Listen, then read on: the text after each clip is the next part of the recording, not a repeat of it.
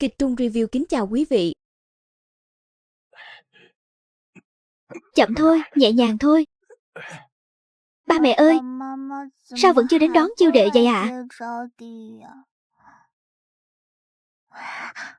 Chú bảo vệ ơi, chú có thể giúp chiêu đệ gọi điện được không ạ? Được chứ, cháu bé. Bà Lô, ba ơi, khi nào ba đến đón chiêu đệ ạ? Là chiêu đệ ạ. Nếu ba đón chiêu đệ về nhà, ba mẹ sẽ không cần Lan Lan nữa. Ôi Lan Lan, đừng khóc mà. Sao ba mẹ lại không cần con chứ? Dù là ai cũng không thể thay đổi sự thật con là con gái của ba mẹ. Sao ba mẹ lại không cần Lan Lan chứ? Lan Lan, con mãi mãi là cục cưng của ba. Chiêu đệ, con đừng lo lắng, ba sẽ đến ngay. Đừng khóc, đừng khóc.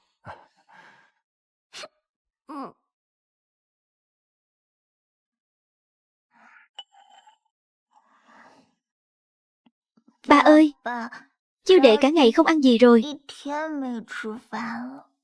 Ăn cái gì mà ăn? Củi đã chẻ xong chưa? Sân đã quét xong chưa? Đồ con gái bỏ đi. Chỉ biết ăn, đi làm việc đi.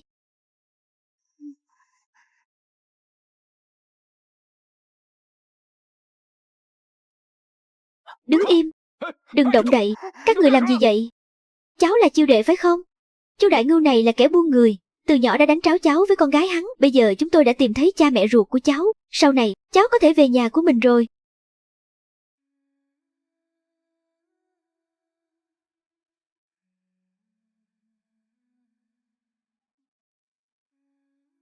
Ông bạn ơi, chiêu đệ phải về nhà rồi. Sau này không thể nói chuyện với ông nữa. Chiêu đệ, ngoan ngoãn về nhà. Đi đường cẩn thận nhé. Sau này sẽ có nhiều người bạn tốt như ông ở bên con. Vâng. Ông bạn ơi, chiêu đệ có phải không nên về không?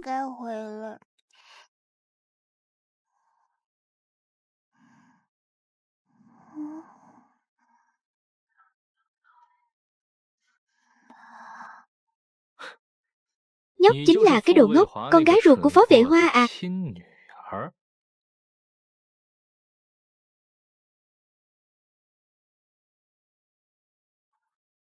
Ông chủ, đứa bé đã đến rồi.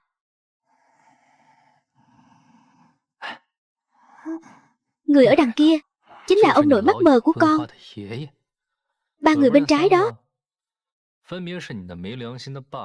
Và cả con chim cúc cu chiếm tổ chim khách nữa.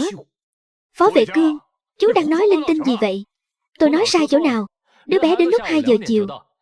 Anh lại để một đứa bé 5 tuổi ở chốt bảo vệ mà không quan tâm.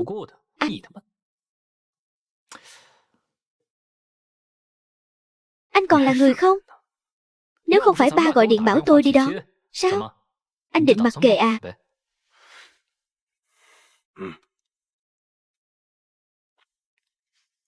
Chiêu đệ, lại đây, đến với ông nội. Đi đi. Con vừa về, ông nội có thể thực hiện một điều ước của con. Chiêu đệ muốn gì? Nếu tôi là cô bé này, tôi sẽ bảo ông già đổi cha cho tôi. Nếu đến nhà Phó Vệ Hoa, chắc chắn sẽ bị tiểu thư giả Phó Duyệt Lan bắt nạt. Thà đi theo Phó Vệ Cương. Ông nội, con muốn chú hai làm ba của con. Đúng là đồ nhà quê, chẳng biết tôn trọng cha mẹ gì cả. Không bằng Lan Lan nhà ta. Chiêu đệ, con đúng là quá vô lương tâm. Năm đó khi mang thai con, mẹ nghén không ăn được gì. Suốt cả một vòng, con lại nói ra những lời đại nghịch bất đạo như vậy.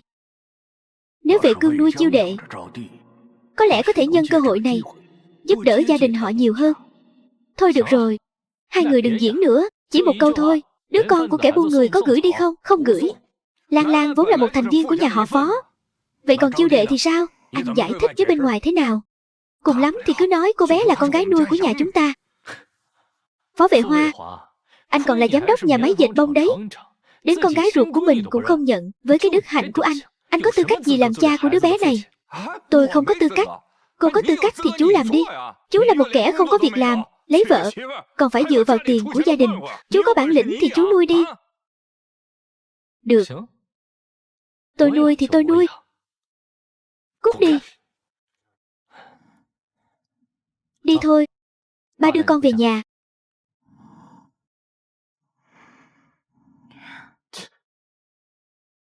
Tránh ra. Chọn một tên côn đồ làm ba. Mày đừng hòng vượt qua tao.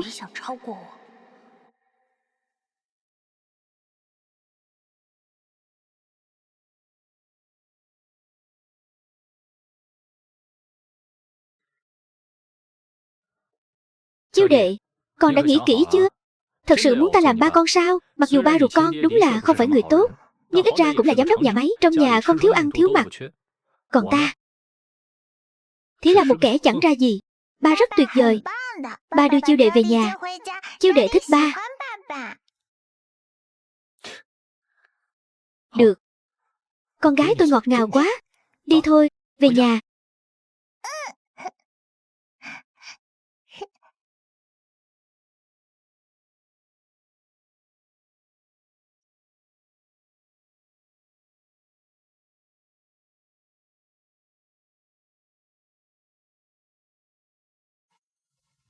Đây là nhà mới của con. Cứ tự nhiên xem. Dễ cương. Dễ cương.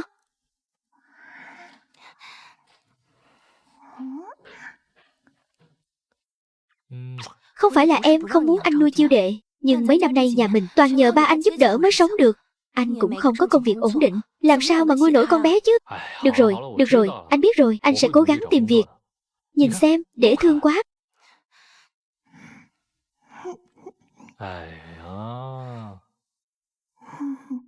Những lời này nghe đến nỗi tai của tiểu hoa này đã chai sạn rồi.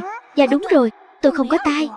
Nếu họ có thể nghe thấy tôi nói, tôi còn có thể dạy họ cách kiếm tiền, có như báo đáp ơn tưới nước. Vậy cậu có thể nói cho tôi biết mà. Cậu có thể nghe thấy tôi nói chuyện sao? Nghe thấy. Cậu vừa nói cách kiếm tiền. Kiếm thế nào? Rất đơn giản mà. Trước khi tôi đến đây, tôi nghe một cô tiểu thư nhà giàu nói rằng ở phía bắc thị trấn của chúng ta vớ của nhà Chấn Hưng Quảng chuẩn bị đăng ký thương hiệu nổi tiếng toàn quốc. Đến lúc đó giá vớ chắc chắn sẽ tăng lên. Cậu có thể bảo ba giữ lại trước, rồi bán lại sau.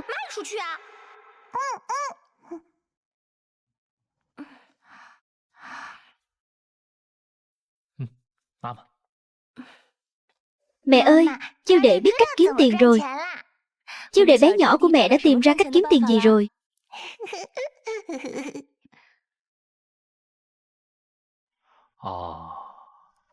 Nghe có vẻ phức tạp. Thế này, con bàn với mẹ đi. Hôm nay ba có hẹn với bạn rồi. Ba đi trước đây. Ba con đúng là như vậy, chẳng bao giờ nghiêm túc. Mẹ đừng lo, con có cách khiến ba thay đổi ý định. Thật không?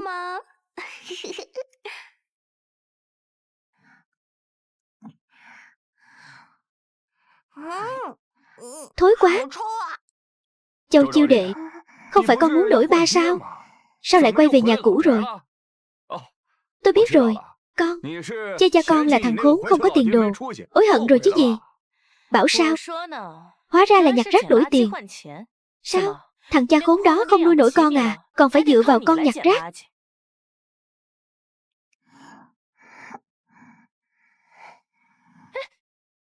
Con yêu. Mẹ ruột nói chuyện với con giả vờ không nghe thấy à? Nói đi.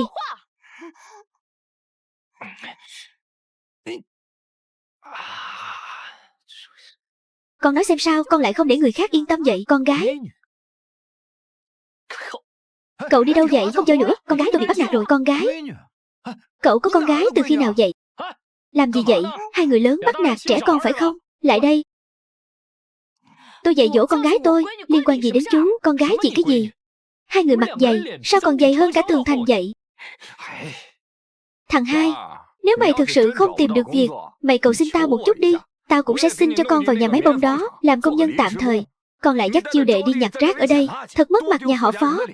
Đúng vậy, chú không nên từ chối công việc mà anh trai chú tìm cho quét đường đó. Nếu không sau này người ta hỏi ba của chiêu đệ là làm nghề gì, chẳng lẽ lại nói là nhặt ve chai sao? Thật mất mặt quá đi. Không phải vậy đâu. Chiêu đệ và ba dựa vào sức mình kiếm tiền bằng chính đôi tay mình thì có gì mà mất mặt chứ. Nói hay lắm.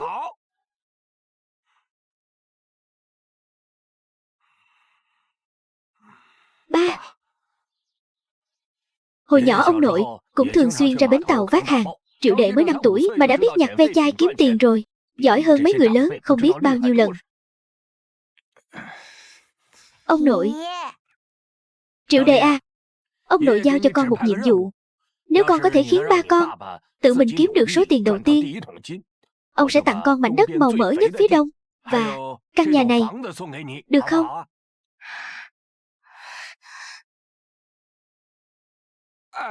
Ba, mảnh đất đó sao ba có thể cho nó được? Đúng vậy ba, tài sản này đã nói rồi, ai nhà chúng ta mỗi người một nửa. Được rồi. Ba, đừng làm mấy chuyện này. Con là một cục bùn nhão, không thể trát lên tường được. Dạ được à, ông giữ lời hứa nhé.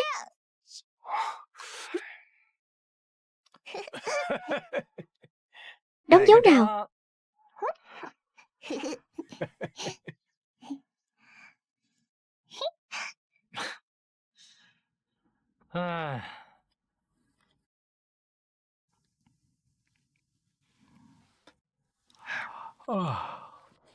Nói thật nhé. Vợ à, con gái à, công việc kinh doanh này nhất định phải làm sao. Chứ sao nữa. Nếu ba không kinh doanh thì chiêu đệ chỉ còn nước đi nhặt rác để nuôi ba thôi. Con đừng nói nghe tội nghiệp thế. Vì chiêu đệ, ba nhất định sẽ cố gắng.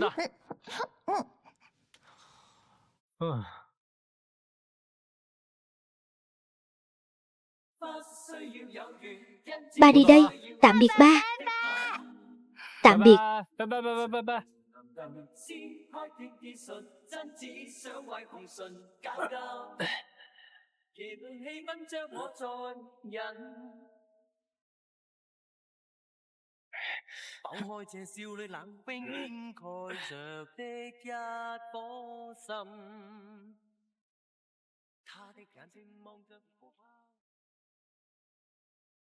Ông già nói vậy là có ý gì?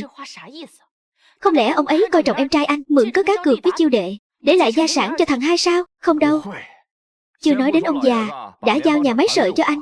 Với cái đức hạnh của em trai thứ hai của anh, không phá sản gia đình đã là may rồi. Làm sao nó có thể kiếm được hũ vàng đầu tiên chứ? Hôm nay em đã nhìn thấy em hai của anh đi đến nhà máy Chấn Hưng mua tất rồi. Anh nói xem, có khi nào anh ta thật sự có cách kiếm tiền không? Hắn ta có thể có cách kiếm tiền gì chứ? Anh nói em biết nhé.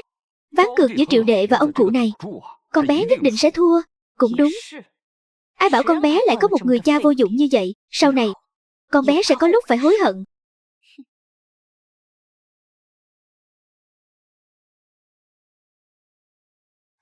Ba khi nào về ạ? Về rồi đây. Tôi nghe tiếng bước chân của ba cậu rồi. Ba ơi. Có nhớ ba không? Có. Nhớ ba là đúng rồi. Nhanh lên, nhanh lên. Ba nói cho con nghe này, ai ngày nay nhờ có chiêu đệ của chúng ta, ba đã bán được rất nhiều vớ. Cho nên hôm nay ba đã mua quà cho con. Thích không? Thích à, con cảm ơn ba.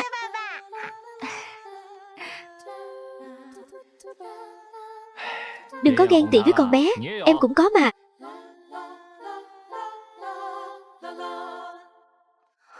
Những năm qua em vất vả rồi.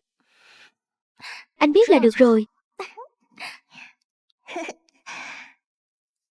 Chiêu đệ có ba có mẹ, thật là tốt quá.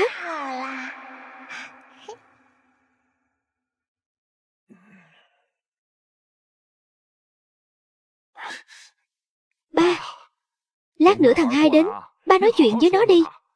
Con nghe nói nó mua một đống vớ vẩn gì đó để bán ở chợ đêm, lại còn giao du với mấy kẻ vô lại không ra gì. Đó cũng chẳng phải công việc tử tế gì. Thế thì sao? Nó bán hàng rong là có suy nghĩ của nó. Tốt hơn là cứ ở nhà không làm gì cả chứ. Dài đôi tất rách thì có suy nghĩ gì chứ. Số tiền này kiếm được còn không bằng những người làm công việc tạm thời thấp nhất ở thành phố. Ai nói là không bằng chứ. Đi thôi. Lại đây ngồi với ông.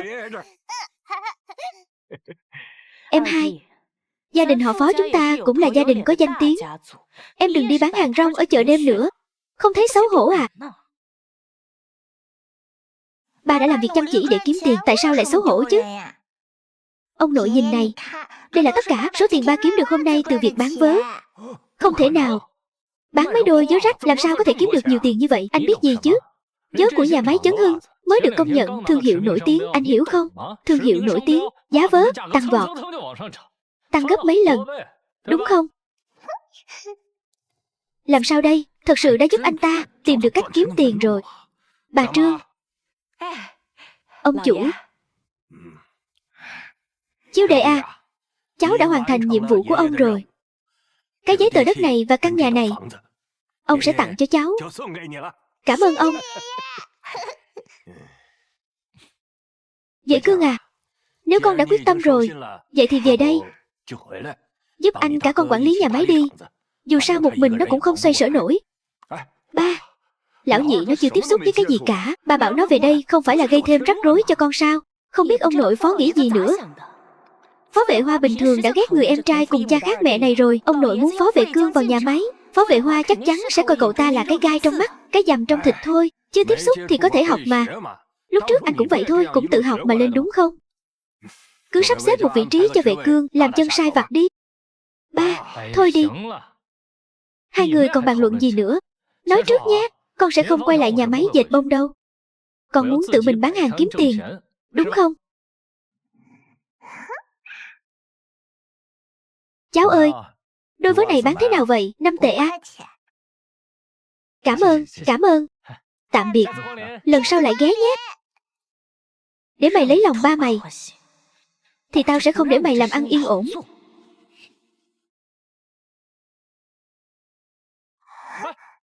Các người làm gì vậy? Chuyện gì thế này?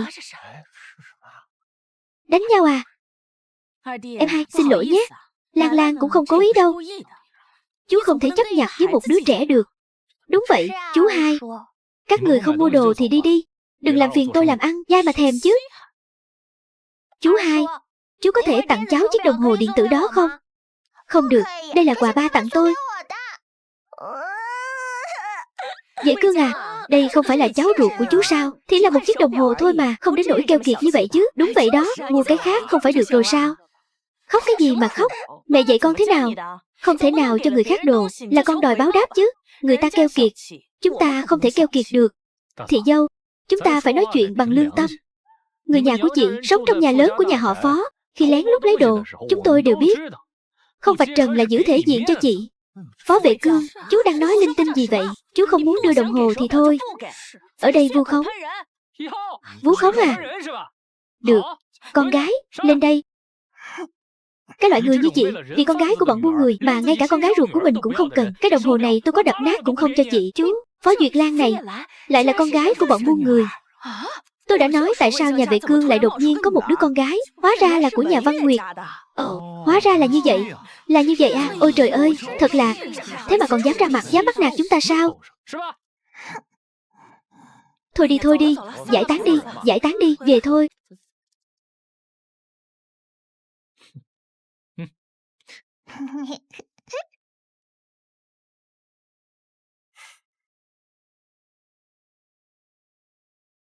Sao anh nóng tính thế?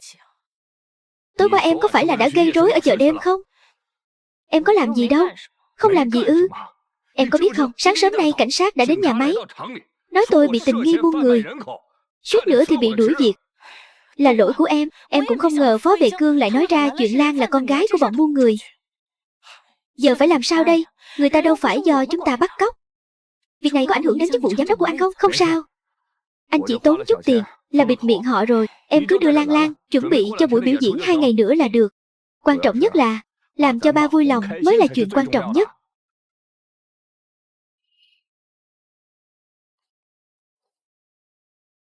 Không ngờ 2 ngày nay chúng ta đã kiếm được 4.785 đồng. Trời ạ, 2 đêm liền đã kiếm được nửa gia tài rồi. Thế này thì hơi quá rồi. Tất cả là nhờ chiêu đệ nhà mình có ý hay đó. Số tiền này cứ để dành thêm. Đến lúc đó mở một tiệm tạp hóa nhỏ, việc làm ăn sẽ phất lên thôi. Nhà anh cả chắc sẽ hối hận lắm đây, vì đã giao chiêu đệ ngoan ngoãn, hiểu chuyện như vậy cho nhà mình. Vậy thì cứ để họ hối hận đi, đúng không?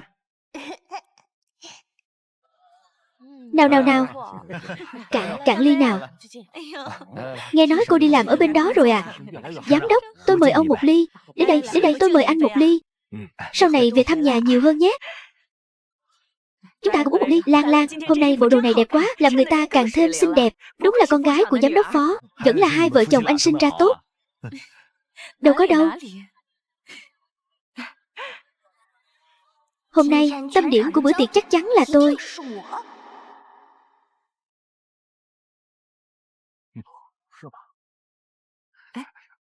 Ông ơi, chiêu đệ, đây là con gái của Phó Vệ Cương. Sao trước đây chưa từng thấy nhỉ? Đúng vậy, cũng dễ thương thật. Ông nội, Lan Lan đã chuẩn bị một tiết mục đặc biệt cho ông nội. Ông muốn xem không? Lan Lan chu đáo quá. Vậy con lên biểu diễn cho ông nội xem đi. Ông nội vẫn thích con hơn. Ôi, nhìn xem, đứa bé này dễ thương thật. Được, tốt quá. Được, không tệ chút nào. Cô bé này có năng khiếu thật đấy. Đàn hay ghê.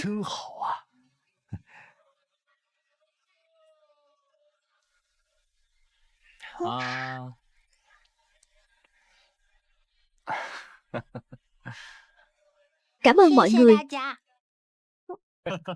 Ai lắm. Ai, thật tuyệt vời. Em chiêu đệ, không biết em đã chuẩn bị tiết mục gì cho ông nội vậy? Một đứa từ quê ra như cô thì có tài năng gì chứ? Không sao đâu, chiêu đệ, ông không yêu cầu con lên sân khấu. Con cứ vui vẻ, xem biểu diễn là được rồi. Ba thiên vị quá rồi đấy. Lan Lan cũng biểu diễn rồi, tại sao không cho chiêu đệ lên biểu diễn? Dễ Hoa, chiêu đệ từ quê lên, làm sao biết tài năng gì chứ? Có khi đây là lần đầu tiên nó thấy đàn piano đấy. Ai nói chiêu đệ không biết chứ? Nếu con biết thì lên đi. Dù sao thì người mất mặt là con thôi. Con gái, con thật sự làm được không? Được không vậy? Chiêu đệ có thể cố gắng thử xem. Trước đây ông cây đa đã dạy chiêu đệ rồi. Ông cây đa, để xem cô làm được trò gì đây. Vườn hoa bé nhỏ, chào buổi sáng. Mặt trời lên, cười tươi tắn. Lạ thật đấy, mấy bông hoa đó hình như thật sự hiểu được mà còn lắc lư theo nữa chứ. Hay quá, hay quá. Bông phù dung này muốn chìm đắm trong tiếng hát này quá đi mất. Ôi trời ơi, đứa bé này thực sự biết hát bài hát của bộ tộc chúng ta. Ông bay vo ve vo ve. Mùi hương hoa thật thơm. Chiêu đệ, cháu sắp về nhà rồi. Ông không có quà gì cho cháu cả. Hay là ông dạy cháu hát bài hát của bộ tộc thực vật chúng ta nhé. Khi chúng nghe thấy, chúng sẽ bảo vệ chiêu đệ của chúng ta. Được à, ông bàn dạy chiêu đệ hát.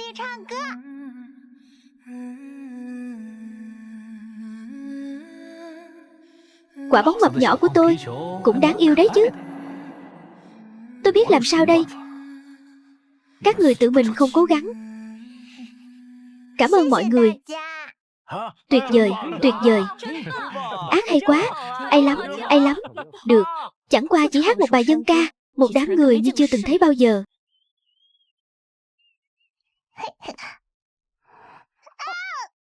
Con gái.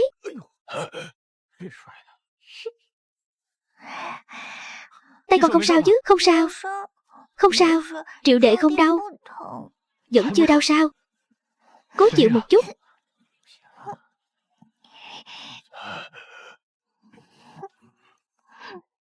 Xin lỗi đi.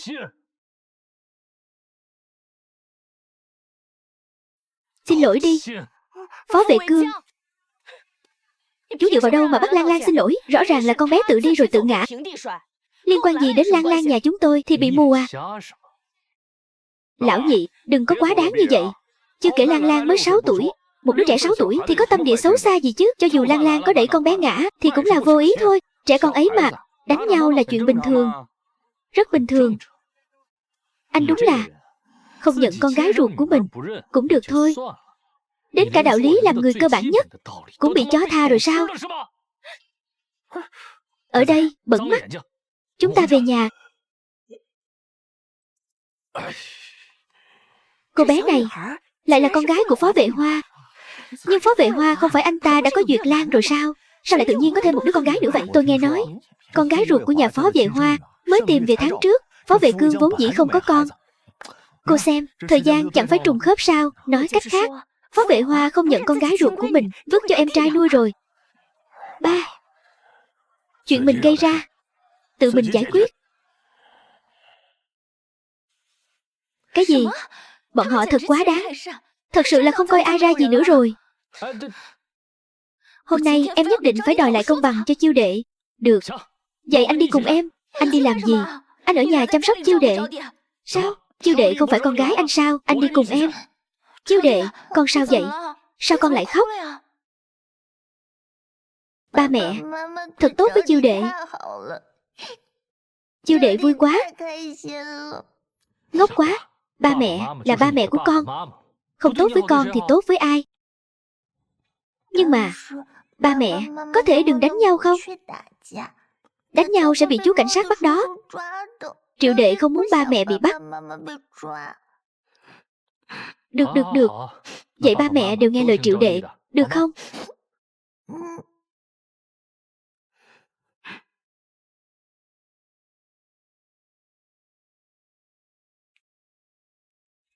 Ngủ rồi à? Mặc dù Triệu đệ không muốn chúng ta gây chuyện, nhưng lẽ nào chuyện này cứ thế bỏ qua sao? Cứ yên tâm đi, kẻ ác cứ để anh lo. Em cũng không nghĩ xem sao. Trước đây anh từng lăn lộn giang hồ, ai cũng phải gọi tôi một tiếng Giang gia. Vậy thì mời Giang gia, ngày mai hãy dẫn Chiêu đệ cùng đi xem mặt bằng cửa hàng. Tiền mở cửa hàng của chúng ta cũng đã đủ rồi. Nhớ đi xin giấy phép kinh doanh. Biết rồi.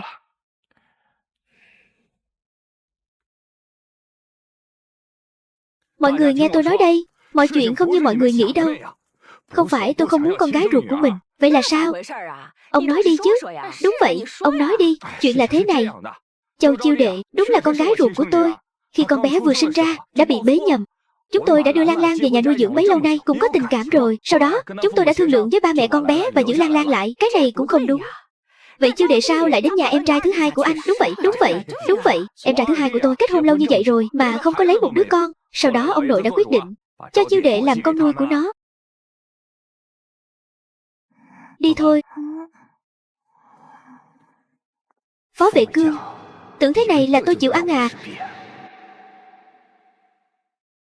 Tôi đưa anh vào xem cửa hàng nhé. Được. Con gái, ở đây tự chơi một lát, ba sẽ ra ngay. Đi thôi. Đừng lại đây. Oa mà ta khó khăn lắm, mới trồng được. Sắp thối rồi.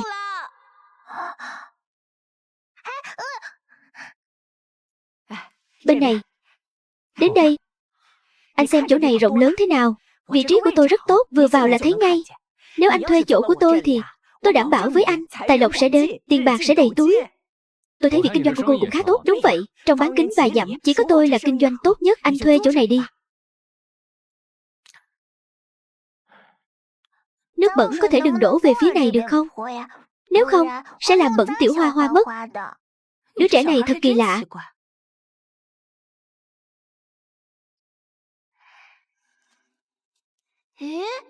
Em là đứa bé có thể nghe hiểu chúng ta nói chuyện đó sao? Thì biết em à. Tất nhiên rồi. Thì đã ở trong khu vực của chúng ta từ lâu rồi. Cả giới thực vật đều đồn ầm lên rồi. Thuê căn này đi. Tiền thuê bao nhiêu? Ban đầu là 800. Không phải thấy anh sảng khoái sao? 500 cho hai người đi. Lừa người, bà ta lừa người. Trước đây chỉ có 100 thôi.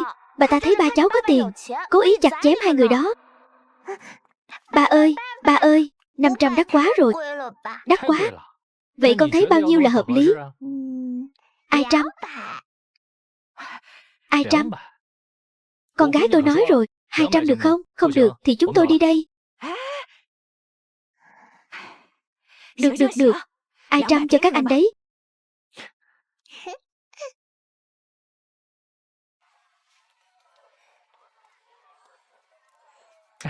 Con gái. Ba hỏi con, làm sao con biết cô chủ nhà đó đang tăng giá thuê? Thì Cúc nói cho con biết à. Con có thể nghe thấy chị ấy nói chuyện. Nhưng lần này có thể giảm tiền thuê nhà. Chiêu đệ của chúng ta có công lớn nhất. Lát nữa ba mua kẹo cho con ăn nhé. Ba thương chiêu đệ nhất. Đứa trẻ đáng thương.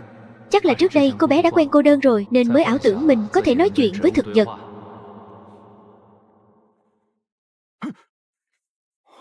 Làm tôi sợ chết khiếp. Đừng đánh tôi, cứu mạng, đừng đánh tôi cho anh tiền.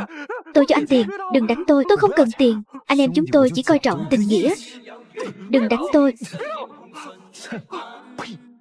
Đáng ghét.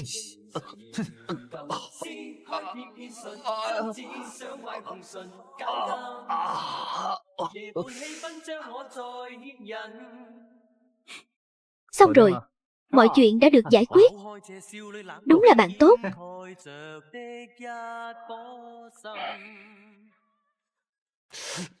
Nhẹ thôi, nhẹ thôi. Rốt cuộc là anh bị làm sao vậy? Lại gây sự với ai nữa? Còn ai nữa chứ? Không phải là thằng em trai tốt bụng của tôi sao? Ở khu này, ngoài nó ra, không ai dám gây sự với tôi.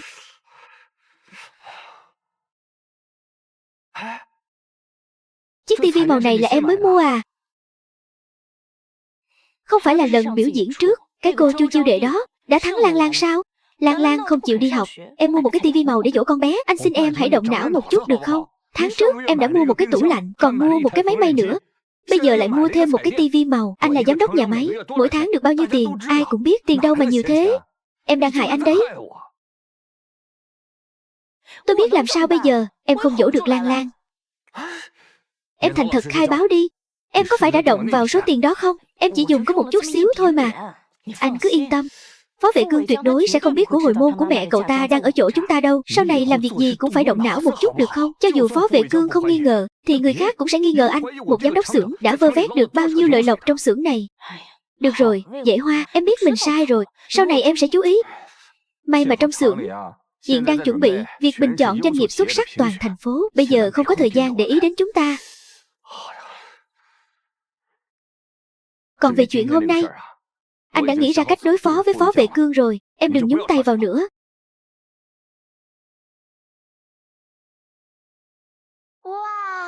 Có nắng, có nước sạch, thật thoải mái. Thì Cúc Vàng thích. Sau này Chiêu Đệ sẽ tưới nước cho các chị mỗi ngày. Hoan hô hoan hô. Sao vậy? Vừa nãy các chị em nói có chuyện xảy ra trong rừng phía nam rồi. Có một người mặc đồ xám nằm trên mặt đất không nhúc nhích. Đồ xám.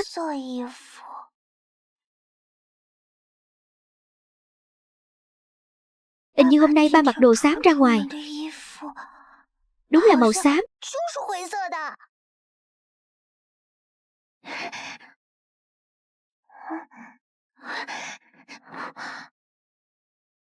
Không phải ba. Ông ơi, ông tỉnh lại đi. Ông ơi, ông tỉnh lại đi.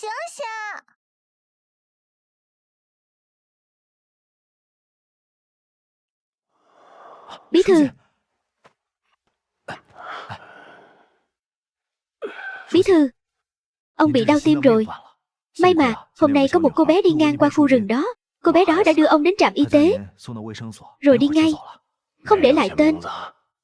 Không, nhưng tôi đã cử người đi hỏi thăm đó là con nhà ai rồi.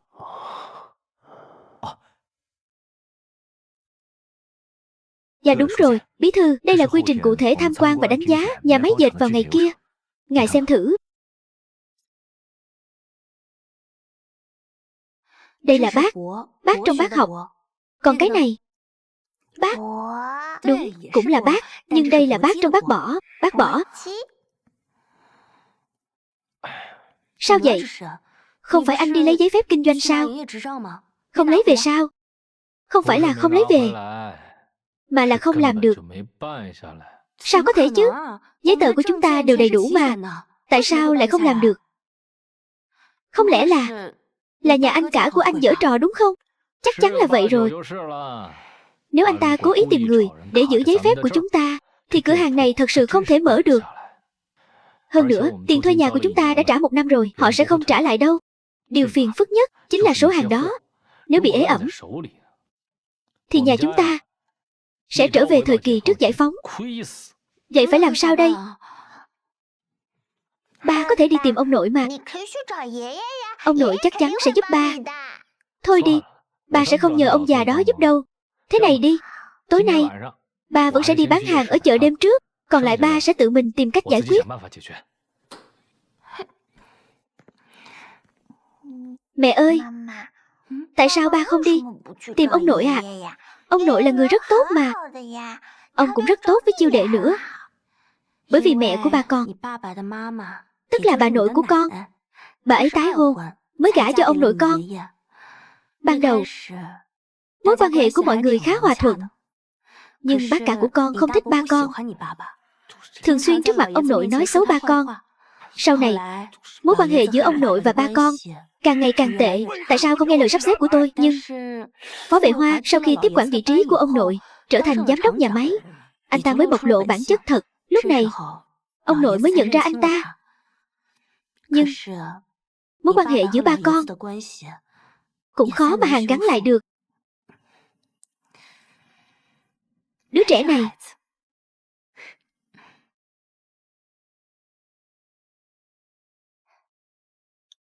cháu đợi ở đây một lát, tôi đi báo ông chủ.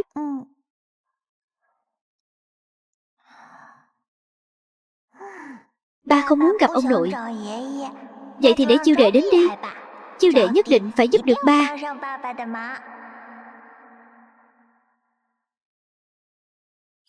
Con bé nhà quê nhặt rác, hôm nay sao lại đến chỗ ông nội? Đều bẩn quá. Chiêu đệ không muốn nói chuyện với chị. Chiêu đệ muốn tìm ông nội. Ông nội không thích mày. Ông nội chỉ có thể thích một mình tao. Chỉ có thể có một mình tao là cháu gái. Ai cho mày lên đó làm phiền ông nội ngủ trưa? Chu Chiêu đệ, mày mau về với, ông ba vô dụng. Đầu gấu của mày đi. Ba tôi không phải là đầu gấu. Ba tôi có thể kiếm rất nhiều tiền, cũng không bằng ba tôi kiếm được. Ba cô chỉ là một tên khốn. Không nghe nổi nữa rồi. Hôm nay tôi hy sinh bản thân mình, cũng phải đập nát cái đồ đáng ghét này. Đau quá. Cô Lan Lan, cô sao vậy? Cô Lan Lan, tay cô bị chảy máu rồi, phải nhanh chóng đến trạm y tế xem sao. Đừng dẫm lên. Đừng dẫm lên. Cô Lan Lan, đi nhanh lên. Thì Quân Tử Lan, thì đừng. Đừng chết. Đừng chết.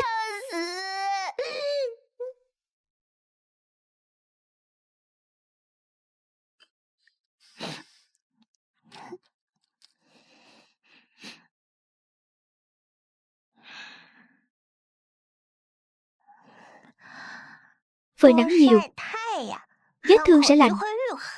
Cảm ơn Triệu đệ bảo bối. Nhưng mà lần sau em không được một mình đến nhà họ Phó nữa đâu nhé. Phó Duyệt Lan rất xấu tính. Em đến đó cô ta chắc chắn sẽ bắt nạt em. Em biết rồi ạ. Thế là Triệu đệ không giúp được gì cho ba.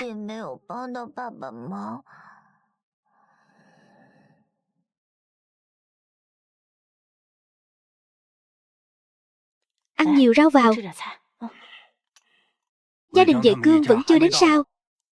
Ba, bữa cơm đoàn viên mỗi tuần một lần này, đây đâu phải lần đầu tiên chú Hai không đến đâu. Chúng ta cứ ăn đi là được rồi.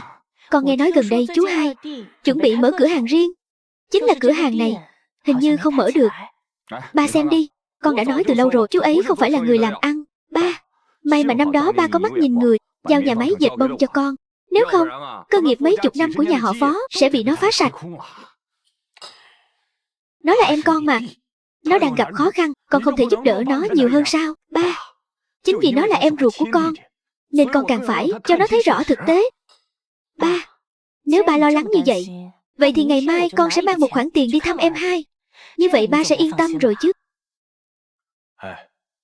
Ngày mai, Bí thư Thẩm sẽ đến thăm nhà máy dệt. Con hãy thể hiện tốt, cố gắng giành được giải thưởng doanh nghiệp xuất sắc này. Con biết rồi, ba. Ăn từ từ thôi.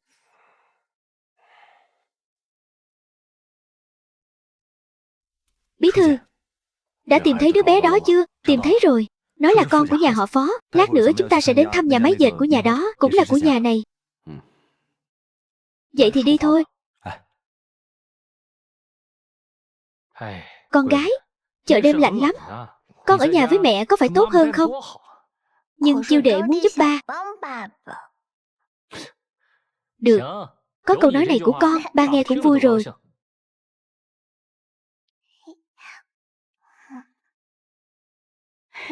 Đúng là một cảnh tượng cha hiền con Thảo mà. Chỗ này không chào đón các người, về đi. Chân mọc trên người tôi muốn đi đâu thì đi. Em hai không quản được đâu nhỉ? Cửa hàng của em hai sao vẫn chưa mở vậy? Tiền thuê nhà mỗi tháng chắc không ít đâu nhỉ? Có chịu nổi không? Nghe lời chị nói, tôi chợt nhớ ra. Thảo nào, hồ sơ và thủ tục của tôi đầy đủ, sao lại không cấp giấy phép? Thì ra là do chị gây khó dễ. Nếu muốn trách, thì trách chú và thằng nhóc này. Nếu không phải hai người tranh giành sự yêu thích của ông già với tôi, nếu chú vẫn như trước đây, không học hành gì, chúng tôi cũng sẽ không coi trọng chú. Thị dâu, có vẻ như việc tôi mở cửa hàng ảnh hưởng rất lớn đến gia đình chị nhỉ? Đến cả ngủ cũng không yên giấc được. Tôi nói cho chú biết, gia sản của ông cụ là của chúng tôi. Nếu chú còn không biết điều như vậy, cẩn thận tôi sẽ khiến chú không thể sống yên ổn.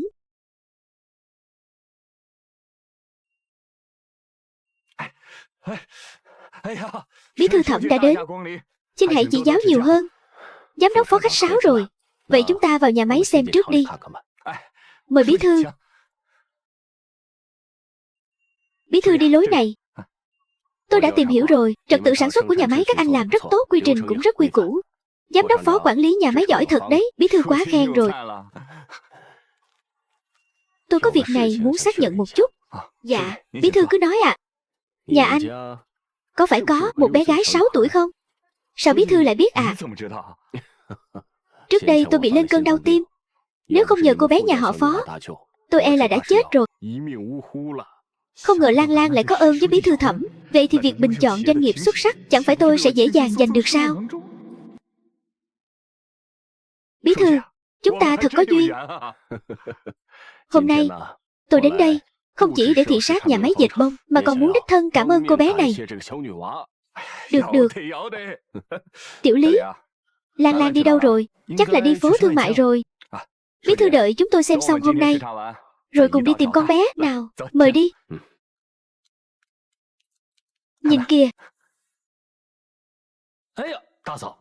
Tôi xem thử, xem chị làm sao để tôi không sống nổi đây.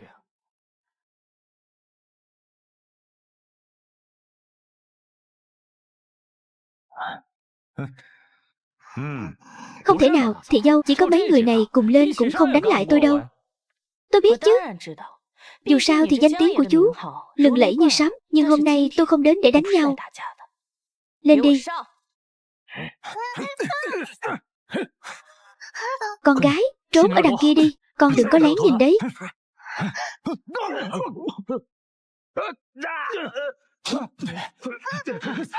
Ba ơi, con gái. Ba ơi.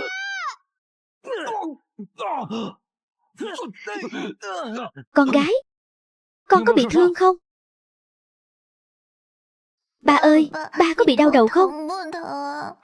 Ngày xưa ba còn trẻ, ba có công phu thiết đầu công đấy, xem đi. Đây là người ba mà con đã chọn đấy.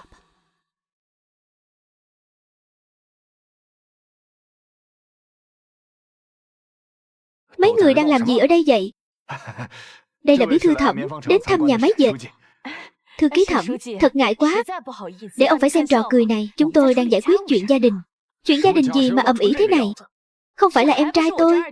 Nó muốn làm kinh doanh cá thể, nhưng giấy tờ chưa làm xong. Nó đã mở cửa hàng kinh doanh rồi. Quy trình này không hợp pháp. Chúng tôi đã khuyên can rồi. Không còn cách nào khác, đành phải làm vậy. Không phải, chúng cháu không mở cửa hàng. Chúng cháu muốn dọn đồ đạc, đi chợ đêm bán hàng. Người lớn đang nói, trẻ con chen mồm vào làm gì? Anh nói lại xem nào. Thư ký, đây là con gái tôi, Lan Lan. Chính con bé đã cứu ông. Lan Lan, con còn nhớ ông Thẩm này không? Ông Thẩm.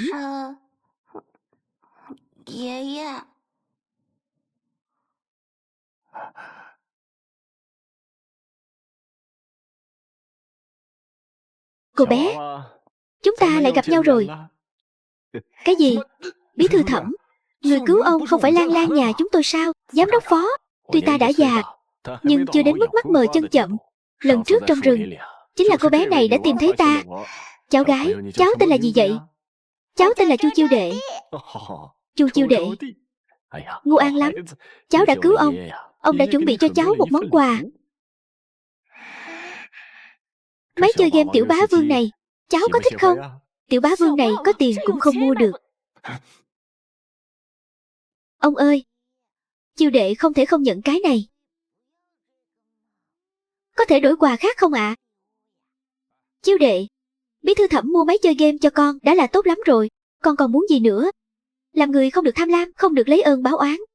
Thằng hai, mày làm tham mưu, vậy con kiểu gì vậy? Không bằng anh à. Vậy con nói xem, con muốn gì nào?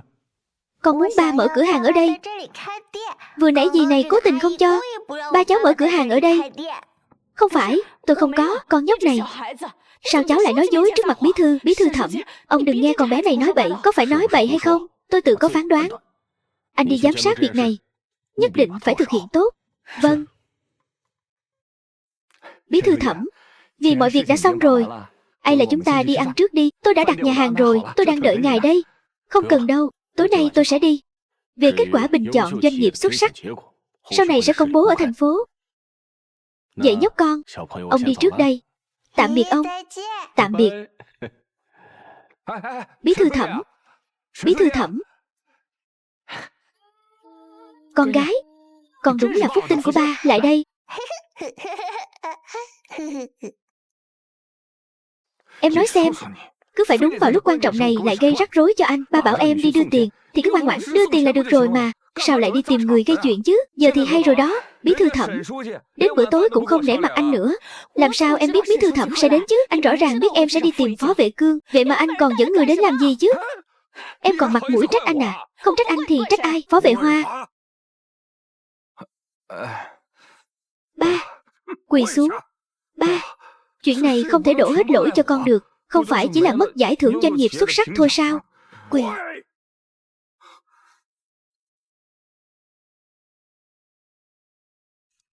Ba.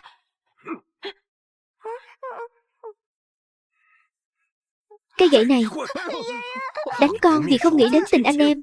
Bí thư Thẩm đã nói với ba rồi, là con đã gây khó dễ cho Vệ Cương, nên giấy phép kinh doanh của nó mới không được cấp. Cây gậy này, đánh con vì ích kỷ và khờ khạo, không biết dạy vợ. Vợ con dẫn người đập phá cửa hàng của Vệ Cương. Bây giờ cả nhà máy dệt trên dưới đều biết rồi. Nhà họ Phó chúng ta kinh doanh nhiều năm, danh tiếng gây dựng được, đến tay con thì bị hủy hoại hết rồi. Ba, ba đừng đánh. Ba thật sự muốn đánh Vệ Hoa sao?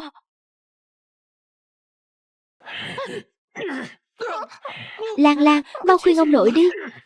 Ông nội, ai khuyên cũng vô ích. Ai vậy? Anh cả, sao lại thảm thế này? Sao các người lại đến đây? Tôi không muốn đến đâu. Đến cùng con gái tôi.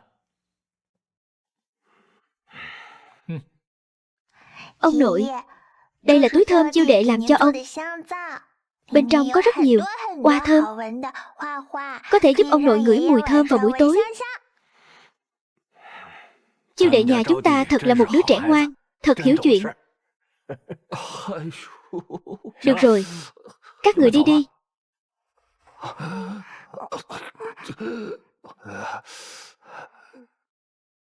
Tôi đã nói ông già này bị mù rồi mà, không biết nhìn người. Bây giờ nhìn rõ rồi. Cũng được. Đi thôi con gái, về nhà ăn cơm. Ba ơi, con có thể ở nhà ông vài ngày không ạ? Được chứ, nhưng con phải ở bên ông thật tốt. Vâng.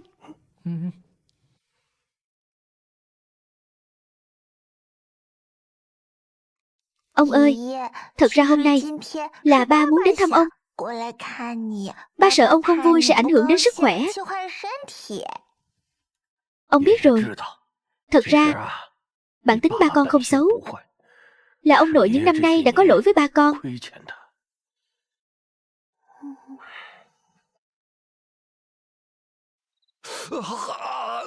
Anh nói ông cụ cũng thật là con ruột của mình ra tay nặng như vậy.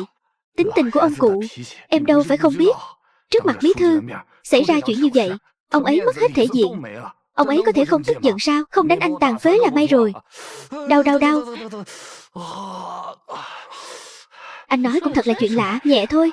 Từ khi Chu Chiêu Đệ đến, gia đình mình ngày càng sa sút. Còn em trai anh thì sao? Ngày càng phát đạt, vừa bán hàng rong vừa mở cửa hàng. Bây giờ ông nội cũng đứng về phía nó.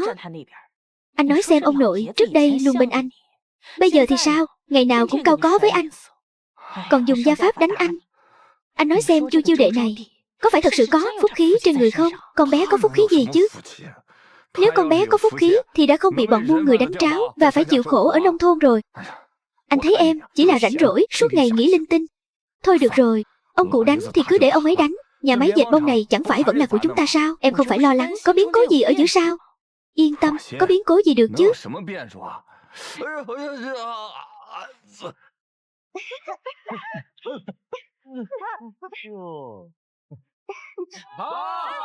Chúc mừng, chúc mừng, chúc mừng.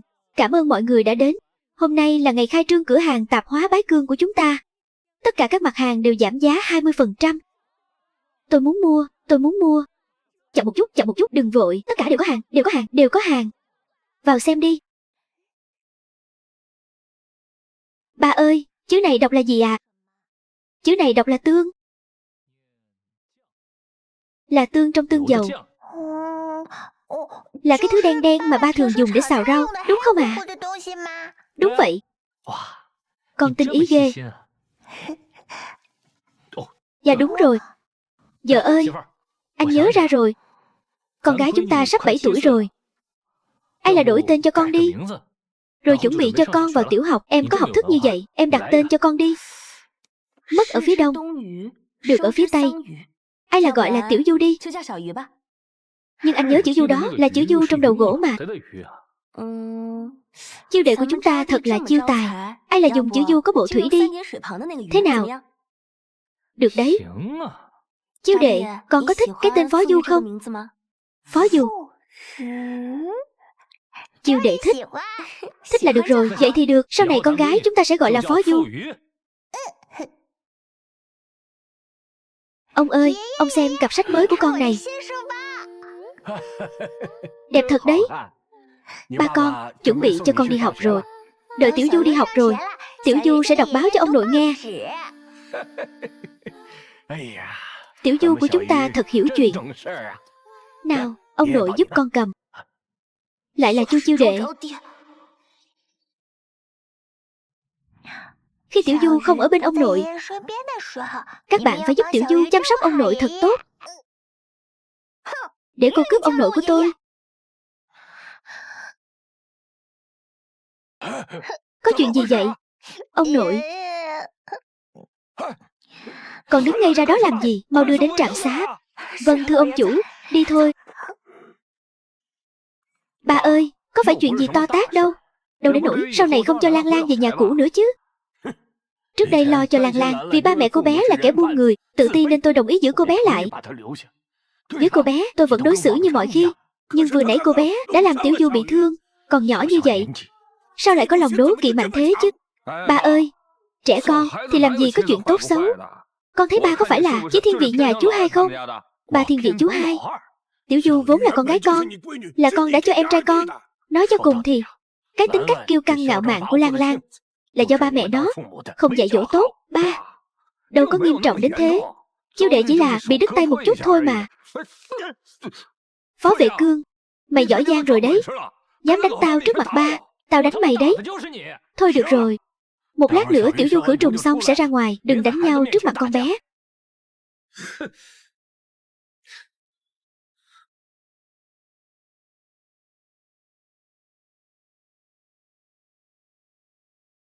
Ba ơi, để ba xem nào. Ngoài tay ra, còn chỗ nào bị thương không? Không ạ. Với lại ba nhìn này, tay Tiểu Du có giống củ cải không? Đau không? Lúc bôi thuốc thì hơi đau một chút, nhưng nhìn thấy ba thì không đau nữa. Đồ ngốc. Tôi đưa Tiểu Du về trước. Tạm biệt ông nội.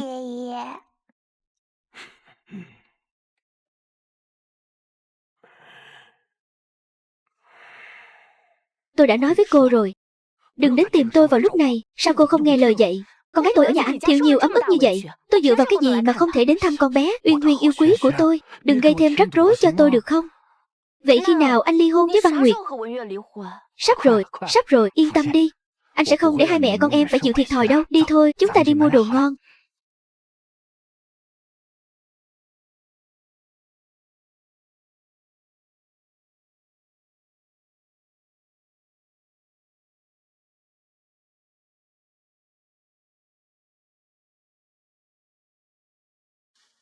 Ngủ rồi à? Ngủ rồi thì chúng ta nói khẽ thôi. Dạ đúng rồi, hôm nay tôi thấy Phó Vệ Hoa ở đầu hẻm. Thấy thì thấy thôi. Thì sao? Anh thấy anh ta đang nói chuyện với một người phụ nữ, cảm giác không đúng, tư thế đó rất thân mật. Anh đã lớn rồi, sao ngày nào cũng buông chuyện vậy? Đi ngủ đi. Không phải, anh... Phó Vệ Hoa dám ức hiếp con gái tôi. Nếu bắt được điểm yếu của hắn, chẳng phải sẽ xử lý hắn thật nặng sao?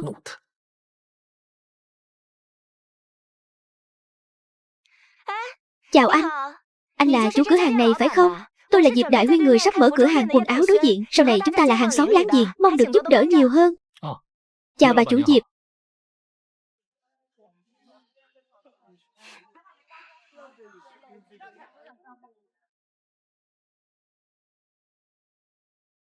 Ông chủ, lấy cho tôi một chai xì dầu. Thờ một chút. Tổng cộng 3 tệ.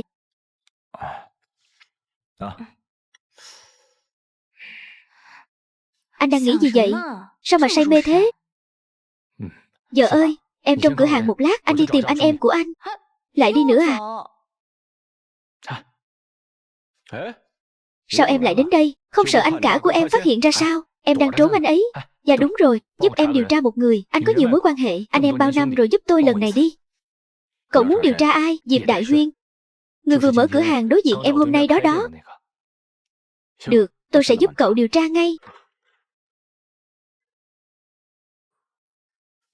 Giúp tôi điều tra một người, chính là người mở cửa hàng quần áo ở phố thương mại đó, tên là Diệp Đại Huyên.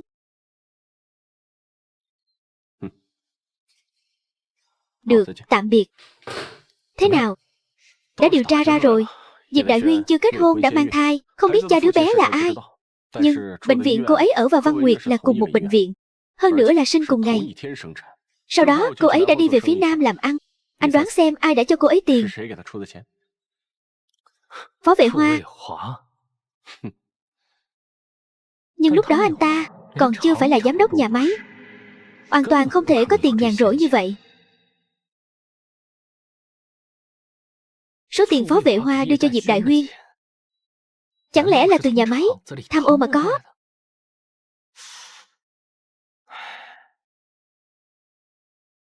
Bí mật mà chị nói là bí mật gì vậy?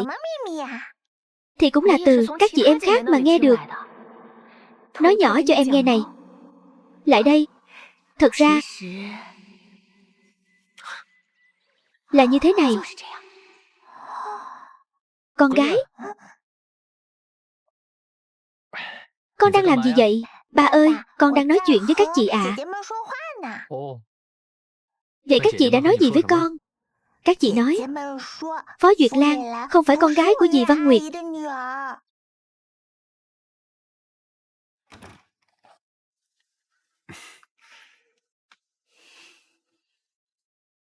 Lan Lan, uống canh đi, món canh này ngon lắm.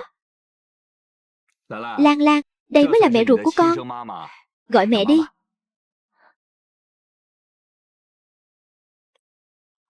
Phó Duyệt Lan thật sự là con riêng của Phó Vệ Hoa ở bên ngoài.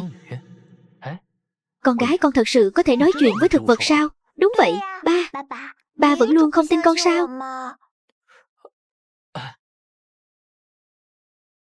Con gái, con ở đây uống chút gì đi, ăn chút lạc đi. Ba và mẹ sang bên kia nói chuyện riêng một chút, đừng có nghe lén đấy.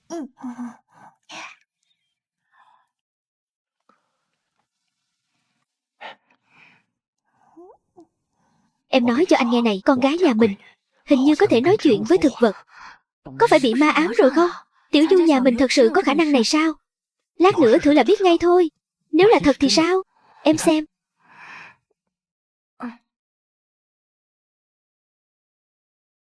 Em biết rồi.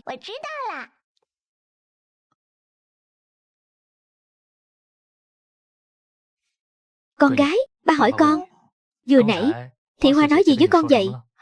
Vừa nãy chị Hoa đã nói hết với Tiểu Du rồi. Ba mẹ đang bàn tán. Tiểu Du có thật sự nghe được cây cối nói chuyện không? Mẹ nói con có bị ma ám không? Tiểu Du nhà mình thật sự có khả năng này sao?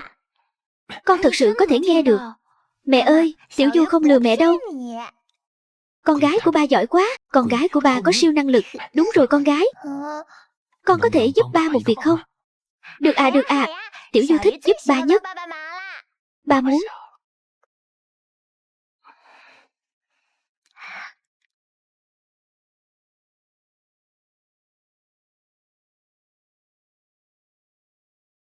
Ba ơi, chị Hoa Hoa nói dạo này bác cả rất yên tĩnh.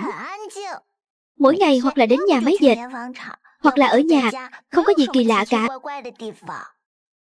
Vậy thì ba phải thêm một chút lửa nữa.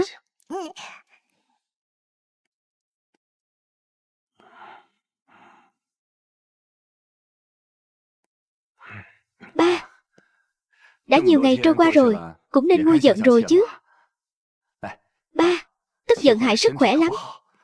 Đây là quà con mang về cho ba. Anh cả, hai người cố ý à? Ai sao vậy? Lần nào cũng về lúc ăn cơm. Thấy hai người là tôi mất hết cả khẩu vị. Vậy Cương nói đúng đó. Ba, tôi biết chú đang giận vì chuyện Lan Lan đã đẩy Phó Du. Anh về cũng đã nói Lan Lan rồi. Ba à, ba đừng giận nữa mà. Thôi được rồi, biết lỗi là được rồi. Hai đứa ngồi xuống ăn cơm đi. Được, được, được. Nào.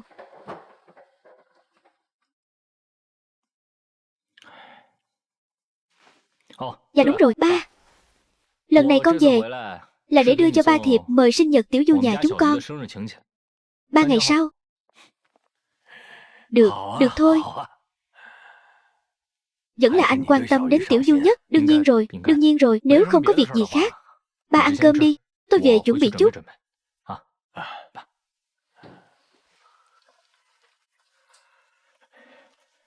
Ăn cơm đi. Nghe nói phù vệ Cương kiếm được tiền, tổ chức tiệc sinh nhật cho con gái mình, quy mô lớn lắm đó. Thật sao? Vợ chồng Vệ Hoa, thư mời sinh nhật của đứa bé Phó Du, nhà cô đã nhận được chưa? Chưa nhận được. Dì Vương, sao vậy? Không đúng. Vệ Cương đã gửi thư mời cho tất cả hàng xóm chúng ta, chỉ có nhà anh là không có. Đúng vậy. Có lẽ bận quá nên quên rồi. Quên ư? Sao có thể quên được? Chắc là không mời họ. Không được. Bữa tiệc sinh nhật này, chúng ta nhất định phải đi. Sao không đưa con cháu đến vậy? Chào mừng mọi người đến tham dự bữa tiệc sinh nhật của cháu gái tôi. Mọi người cùng cạn ly nào. Cạn ly. Nào, cạn. Chúc mừng, chúc mừng. Con cũng ăn đi. Ăn khi còn nóng. Đến đây. Ăn thịt đi con. Cháu cảm ơn ông nội. Nu ăn quá. Anh chắc chắn gia đình anh cả sẽ mắc bẫy chứ. Cứ yên tâm đi. Ông ta rất sĩ diện. Càng không cho ông ta đến, ông ta sẽ tự đến mà không cần mời. Lão nhị, chú bày tiệc mà không mời chúng tôi. Cả khu phố này đều nhận được thiệp mời. Không mời chúng tôi. Chú có phải là rõ ràng là không nể mặt tôi. Ai là chú? Phó vệ Cương muốn tách riêng. Anh cả, anh đội cái mũ này to quá rồi đấy. Em không phải là nghĩ rằng hai vợ chồng anh không thích Tiểu Du nhà em sao? Đúng rồi. Hôm nay hình như cũng là sinh nhật của Duyệt Lan phải không? Anh xem hai người cũng không tổ chức tiệc sinh nhật cho con, tặng quà gì đó. Cuộc sống sao mà lạnh lẽo quá. Không phải đâu, khi Lan Lan chưa sinh nhật, ba đã mua quà cho Lan Lan rồi. Một chiếc tivi màu thật to. Tivi màu. Được đấy anh cả. 2 năm nay làm ăn khá nhỉ. Có tiền rảnh mua tivi màu. Chiếc tivi này chắc phải hơn 1.000 tệ nhỉ. Sao nhà họ Phó lại giàu thế nhỉ? Đúng vậy. Thường ngày thấy họ ăn mặc khá tiết kiệm. Không nhìn ra à? Đây không phải là tiền nhà mẹ đẻ tôi cho sao? Tiền lương của Vệ Hoa. Không đủ mua đâu. Thì ra là tiền nhà mẹ đẻ chị dâu cho à? Xem chuyện này kìa. Mau ngồi xuống. Đừng đứng nữa. Ăn cơm đi ba. Mau ngồi xuống. Ăn đi. Ăn đi. Nào. Nào. Nào. Thử một miếng đi. Nào. Ba ăn cái này đi. Anh cũng thật là. Người ta đâu có mời anh. Sao cứ tự chuốc lấy phiền phức vậy? Nếu không phải Lan Lan nói về chiếc tivi lớn đó thì anh đâu có căng thẳng đến vậy. Suýt nữa thì lộ tẩy rồi. Không sao, cuối cùng người ta cũng đâu có nói gì. Không được. Trong lòng anh vẫn không yên tâm. Anh phải đi xem sao. Anh. Tiểu Du, mục tiêu đã hành động rồi. Bác cả đi rồi. Không. Không thể nào. Cái thằng nhóc đó sao có thể cứ thế mà đi được? Chiều nay lúc ăn cơm không phải vẫn còn tốt sao? Mau, thằng hai, mau gọi điện cho Văn Nguyệt đi. Xem ở bệnh viện nào. Được rồi ba. Tiểu Du không có ý đó đâu. Ông nội ơi, bác không có ở bệnh viện. Họ đang ở trong mật thất. Mật thất? Mật thất nào? Ba đi với con. Ba sẽ biết ngay thôi.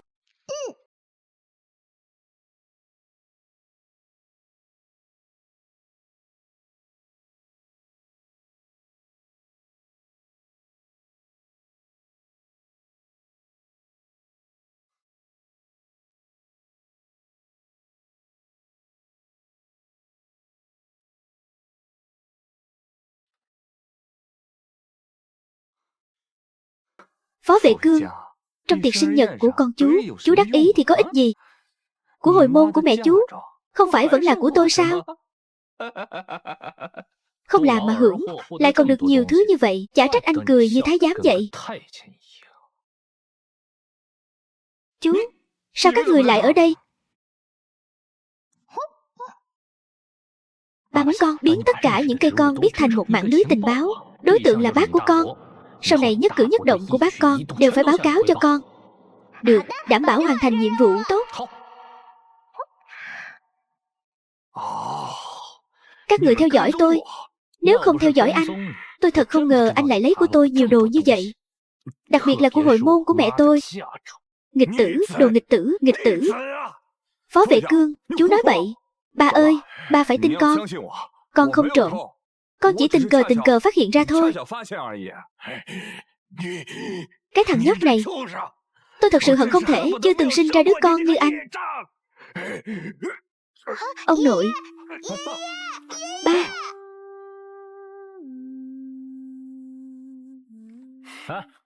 Ba vẫn đang được cấp cứu. Anh định đi đâu? Tôi đi đâu không cần chú quản. Chú không có tư cách hạn chế hành động của tôi. Tao nói cho mày biết. Mày liệu hồn mà ở yên đây cho tao. Con gái, con đi gọi điện thoại đi. Bảo mẹ đến đón con. Rồi con cùng với mẹ đi lấy lại của hồi môn của bà nội con về. Vâng ạ. Tao nói cho mày biết. Ông cụ tốt nhất đừng xảy ra chuyện gì. Nếu không thì đời này của mày cũng chấm dứt rồi.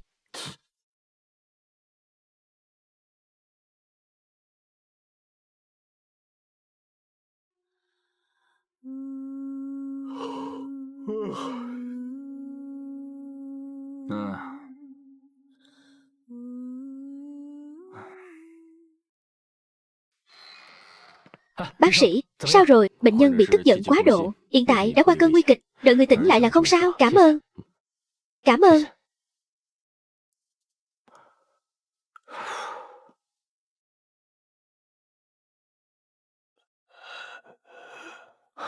Ba. Từ từ thôi, từ từ thôi. Thằng anh con đâu rồi? Bảo nó vào đây cho tôi. Thôi đi. Đừng lát nữa người ta vào, ông lại ngất xỉu đấy. Cha mày đây. Không yếu ớt đến thế. Được được. Cố lên.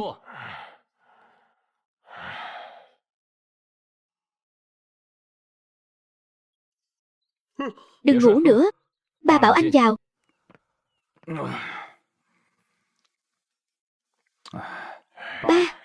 Ba không sao chứ? Ba nghe con giải thích. Mọi chuyện không như ba nghĩ đâu. Ta chỉ hỏi con, năm đó dì An của con có ra đi thanh thản không? Ba nói vậy là sao? Tuy con ghét bà ấy là mẹ kế của con, nhưng con cũng không hại bà ấy. Con chỉ là lén lút chiếm đoạt của hồi môn của bà ấy thôi. Hơn nữa, con cũng là con trai của bà ấy mà. Của hồi môn của bà ấy, con cũng phải có một nửa chứ. Đồ khốn nạn. Thằng hai, có chuyện gì đợi ta hỏi xong rồi nói. Dì An chưa bao giờ bạc đãi con. Mặc dù con không phải con ruột của dì ấy, nhưng những gì thằng hai có, con cũng đều có. Con có tư cách gì mà ghét bỏ bà ấy? Vậy bà ấy dựa vào đâu mà làm mẹ con? Không phải là ba yêu nhất dì An sao? Những năm nay ba luôn thiên vị thằng thứ hai. Hóa ra con vẫn luôn nghĩ như vậy. Phó Vệ Hoa, con vào nhà máy dệt bằng cách nào? Những năm nay ba đã giúp con bao nhiêu? Trong lòng con rõ nhất. Đó là chuyện của trước đây. Từ khi Phó Vệ Cương về từ nông thôn, ba không phải vẫn thiên vị nó sao? Đó là vì con vô sĩ. Con ích kỷ. Năm đó thằng hai gọi điện cầu cứu ta. Ta mới biết nó đã đi nông thôn nhiều năm, hoàn toàn không nhận được. Mỗi tháng ta gửi cho nó 50 tệ tiền sinh hoạt phí. Ta cứ nghĩ con Thành thật lương thiện. Thực ra con toàn nói dối, lại còn hay ghen tị. Con đi đi. Ta không có đứa con như con. Ba muốn cắt đứt quan hệ ba con sao? Chỉ vì chuyện đã qua này, những việc con làm đều phải ngồi tù. Ta chỉ đuổi con ra khỏi nhà là đã quá nhẹ rồi. Đi thì đi, ai thèm chứ. Tôi muốn xem ông trông cậy vào thằng con côn đồ này nuôi ông già sao. Cút đi. Tôi nói cho anh biết, những năm nay anh đã dùng bao nhiêu của hồi môn của mẹ tôi và tiền sinh hoạt phí mà ba đã cho tôi khi tôi xuống nông thôn. Hãy đổi tất cả thành tiền mặt và trả lại cho tôi. Nếu không, anh biết thủ đoạn của tôi rồi đấy. Bây giờ thì hay rồi. Của hồi môn thì mất hết. Ông cụ cũng đuổi tôi ra khỏi nhà họ Phó. Ngay cả Phó Vệ Cương cũng thừa cơ hội bắt tôi trả lại số tiền mà tôi đã lấy của hắn. Bây giờ không có ông cụ làm chỗ dựa, vị trí giám đốc nhà máy của anh phải làm sao đây? Cũng hơn Phó Vệ Cương rồi. Vậy số tiền này anh định làm gì? Thật sự không được thì cứ giả vờ. Phó Vệ Cương đó cũng không dám làm gì tôi.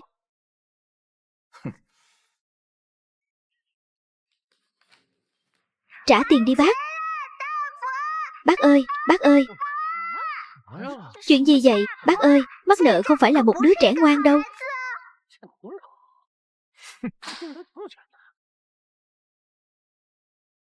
Vệ Cương à, giám đốc Phó đã làm gì mà chọc giận anh vậy? Anh mau nói cho chúng tôi đi. Đúng vậy, mấy người chúng tôi đã đợi lâu lắm rồi. Sẽ không để các anh đợi lâu đâu. Nếu vậy, hãy để anh chị em trong nhà máy dệt của chúng ta biết được bộ mặt thật của giám đốc Phó. Phó Vệ Cương, Vệ Hoa là anh ruột của chú. Xấu nhà không nên phơi bày ra ngoài. Anh ấy dù sao cũng là giám đốc nhà máy. Chú cũng nên để mặt anh ấy một chút. Anh ấy cũng đâu coi tôi là em trai. Tôi làm sao vậy? Tự mình chút lấy phiền phức nhận anh ta làm anh trai. Hơn nữa, và sáng nay lão gia của chúng tôi đã cắt đứt quan hệ với giám đốc Phó rồi. Chúng tôi sẽ không còn là người một nhà nữa. Giám đốc Phó đã làm gì vậy? Đến mức cắt đứt quan hệ rồi. Trước đây Vệ Cương nằm ở nhà bao nhiêu năm cũng không thấy ông nội nói gì. Tôi thấy lần này giám đốc Phó đã gây ra chuyện không nhỏ. Vệ Cương, cậu đừng úp mở nữa. Mau kể cho chúng tôi nghe đi. Những năm nay, ông ta không chỉ chiếm đoạt tài sản thừa kế của mẹ tôi, mà còn bớt xén tiền sinh hoạt phí ba tôi đưa cho tôi. Không phải chứ, chuyện này quá đáng thật đó. Sao có thể như vậy được? Đúng vậy, sao có thể như vậy được chứ? Phó Vệ Cương, chú lại bịa đặt nữa rồi. Mọi người đừng nghe chú ta nói bậy. Chú ta nói những lời này là cố ý làm xấu danh tiếng của tôi. Phó Vệ Hoa, tôi nói cho anh biết anh đúng là không thông minh. Nếu anh trả tiền sớm thì mọi người sẽ không biết chuyện xấu hổ của anh đâu. Thật đáng xấu hổ. Còn đứng ngay ra đó làm gì? Mau gọi đội bảo vệ, đưa họ đến đội trị an. Đừng mà, tôi nói cho anh biết nhé. Nếu anh còn không trả tiền thì tôi sẽ đến bộ công nghiệp mà la làng đấy. Bác cả, nhớ trả tiền đó.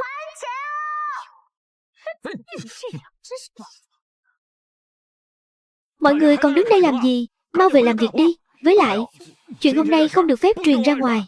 Ai mà dám truyền ra ngoài, tôi sẽ không khách sáo đâu. Giải tán đi. Đi đi đi. Bây giờ phải làm sao? Còn có thể làm sao nữa? Đương nhiên là đưa cho anh ta rồi. Số tiền này họ có giữ được không? Đó mới là vấn đề. Đây là chi phí sinh hoạt 7 năm của chú ở nông thôn, tổng cộng 4.200. Với lại phiếu mua hàng của chú, mua áo khoác gì đó, tổng cộng cho chú 10.000 tệ. Đủ rồi chứ, anh vênh váo cái gì? Của hồi môn của mẹ tôi có phải cũng dùng rồi không? Tính sao đây? Những thứ đó tôi không động vào. Phó Vệ Cương, dù sao tôi cũng là anh trai của chú có cần làm tuyệt tình như vậy không? Tôi cũng không chấp nhận. Đến mộ mẹ tôi dập đầu mấy cái. Xin lỗi, chuyện này tôi sẽ bỏ qua. Chú. Được. Hy vọng chú giữ lời. Con gái, đi gửi tiền với ba.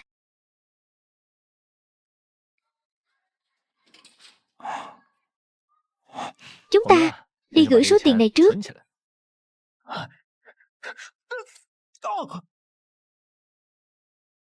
Đau quá. Sao vậy? Phó Vệ Hoa phái tên đưa con này đến cướp tiền của tôi à? Tin hay không thì tôi sẽ gửi anh đến đội an ninh đấy. Sao anh biết được? Tiểu Du, có một cái đuôi nhỏ đang theo sau em đấy. Ba ơi. Anh ơi, em sai rồi, em sẽ cút ngay lập tức. Anh đừng bao giờ gửi em vào tù nhé. Tuổi trẻ mà. Hãy học hành chăm chỉ đi, cút đi. Cảm ơn anh. Biết ngay mà, Phó Vệ Hoa không có ý tốt. Con gái, con thật lợi hại. Lại giúp ba giải quyết khủng hoảng rồi. Nhưng con gái, ba nghĩ hay là ba cũng làm giám đốc để trị bác cả xem sao? Ba làm được không? Sao lại không được? Ba trước đây cũng từng đi học mà. Chỉ là nghỉ giữa chừng mấy năm thôi. Vậy ba muốn đi thì cứ đi. Tiểu Du cũng ủng hộ ba. Con gái là nhất. Đi đón ông nội thôi. Đón ông nội.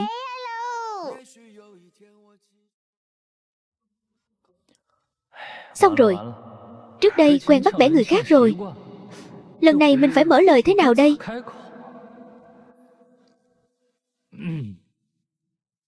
Thằng nhóc này còn biết múc canh cho mình nữa.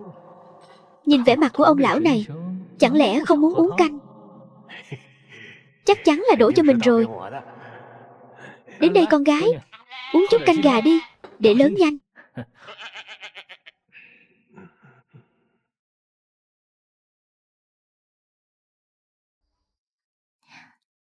Ông nội uống canh đi ạ. Đây là canh gà, đồ ba tự tay nấu hôm nay đó. Tài nấu ăn của nó chắc không phải là để đầu độc tôi chứ. Sợ chết thì đừng uống. Ai sợ ai?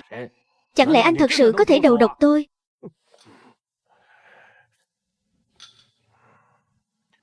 Nói đi, tìm tôi có chuyện gì? Cứ ấp úng mãi mà không nói. Con muốn về nhà máy giúp đỡ. Trước đây không phải ba cũng muốn con về sao? Vậy sao trước đây con không đi? Trước đây con muốn tự lực cánh sinh, tự lập kinh doanh. Con muốn chọc tức ba đúng không? Mỗi lúc một kiểu.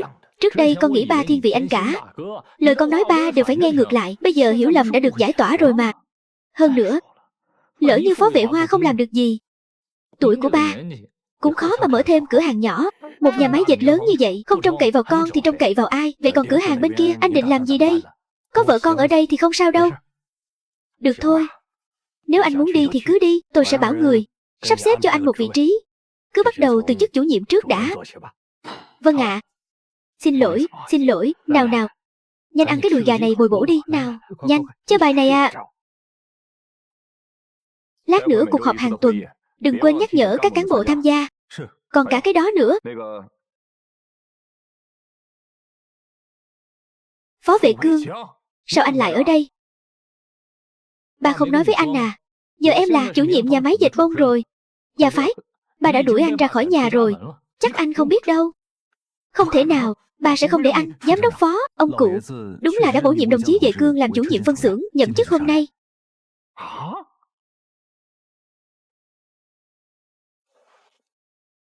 Vốn dĩ là anh em. Tôi muốn chúng ta chia tay trong êm đẹp. Nhưng anh không được trong sạch. Dám thuê người cướp tiền của tôi. Vì vậy, anh cứ yên tâm, tất cả mọi thứ của anh tôi sẽ cướp lại hết. Đi thôi, Phó Quảng Trường, đi họp thôi. Phó Vệ Cương, các người dựa vào cái gì mà giáng chức tôi phó giám đốc? Không phải tôi vừa nói với anh rồi sao? Xét thấy gia đình anh gần đây liên tiếp xảy ra chuyện, cũng không có tinh thần chăm lo công việc của nhà máy. Hơn nữa, công nhân bên dưới có rất nhiều ý kiến về anh. Việc giáng chức anh cũng là kết quả bỏ phiếu của mọi người mà. Tôi không phục. Tôi sẽ đến Bộ Công nghiệp tìm bộ trưởng để phân xử. Anh cứ đi đi. Nhưng tôi khuyên anh nhé, tốt nhất là ngoan ngoãn tuân theo sự sắp xếp của tổ chức. Nếu không đến lúc đó lại để lộ thêm nhiều chuyện nữa thì ngay cả chức phó cũng không giữ được đâu. Chẳng lẽ anh ta còn phát hiện ra điều gì khác sao? Được, tôi sẽ tuân theo sự sắp xếp của tổ chức.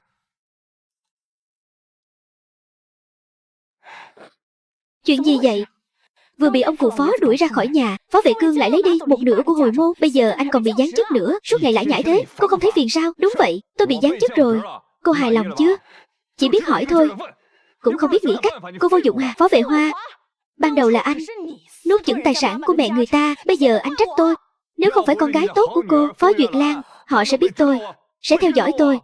Cô đừng quên, con gái này lúc đầu là anh muốn ở lại mà.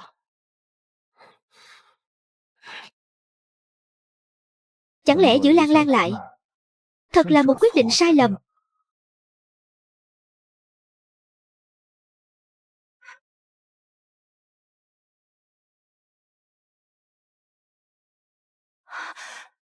Sao anh lại đến đây?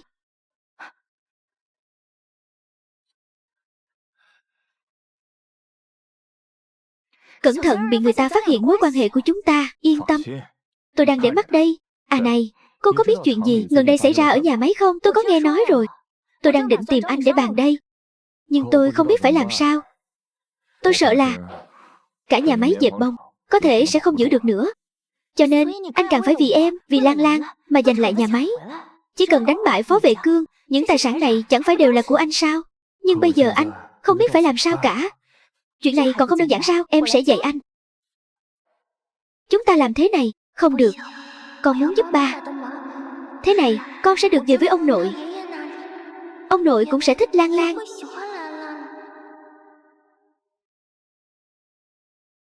Tôi có thể chơi với các bạn không? Không được, Lan Lan nói cậu là đứa trẻ hư, không cho chúng tôi chơi với cậu. Cả nhà các người đều là người xấu, rất xấu.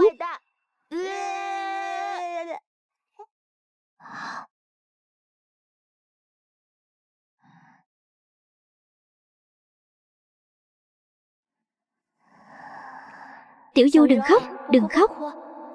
Tuy chúng ta không thể chơi với em, nhưng có thể nói chuyện với con mà. Cảm ơn chị Quân Tử Lan.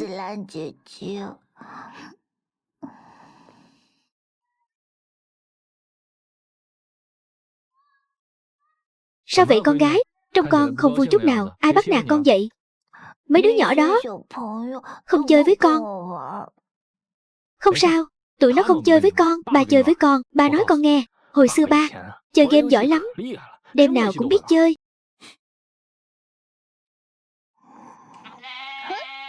Ba ơi, chơi cái này với con. Tiêu rồi, cái này mình chưa chơi bao giờ. Nhưng mà sao cũng được, không thể mất mặt trước con gái. Con gái, con xem này, ba mua gì cho con này. Ăn một cái đi. Ba em xem ra không biết chơi dây đâu nhỉ. Ba nói con nghe này, lát nữa con chia túi kẹo sữa này cho các bạn nhỏ. Các bạn ấy sẽ chơi với con thôi, con không muốn đâu. Các bạn ấy nói xấu ba. Tiểu Du không chơi với các bạn ấy đâu. Con gái ba bảo vệ ba thế này à? Giỏi quá, đi thôi, không chơi với họ nữa. Chúng ta đi ăn, không chơi với họ nữa. Chúng ta đi ăn. Đúng rồi, vợ à, ai hôm nay anh làm ở xưởng? Cửa hàng ở nhà thế nào rồi? Anh không nói thì thôi, nhắc đến là em lại tức. Con Tiểu Tam bên ngoài của Phó Vệ Hoa chắc là biết chúng ta cãi nhau với Phó Vệ Hoa rồi. Hàng mới nhập về, giống hệt của chúng ta, còn cạnh tranh giá với chúng ta nữa. Chúng ta giảm giá 20%, cô ta giảm giá 25%. Thật là nghĩa hiệp. Ở đây thay mặt Phó Vệ Hoa báo thù à? Nhưng anh không cần lo đâu. Em nhờ người giới thiệu cho tôi một ông chủ chuyên về váy áo thời trang. Ông ấy đã nói với em rồi, ở đây ông ấy sẽ chuyên cung cấp hàng cho em. Nhưng có một vấn đề nhỏ. Vấn đề gì? Ông ấy chê em là phụ nữ, nói em không hiểu hợp đồng, cứ nhất quyết làm ăn với mấy người đàn ông. Thôi được rồi, để anh đi nói chuyện với cậu ta, anh sẽ dạy dỗ cho cậu ta một trận. Phụ nữ thì làm sao chứ? Phụ nữ thì không được mở cửa hàng à? Cửa hàng của vợ anh chẳng phải vẫn đang làm ăn phát đạt đó sao? Chỉ được cái miệng ngọt. Con gái ơi, bà nói có đúng không nào? Sau này con phải chăm chỉ học hành, tương lai còn phải thi đại học nữa đấy. Tiểu Du sẽ cố gắng hết sức ạ. Để ba mẹ nằm không cũng có tiền tiêu. Em xem, con gái mình nói còn ngọt hơn cả em. Ăn nhiều vào.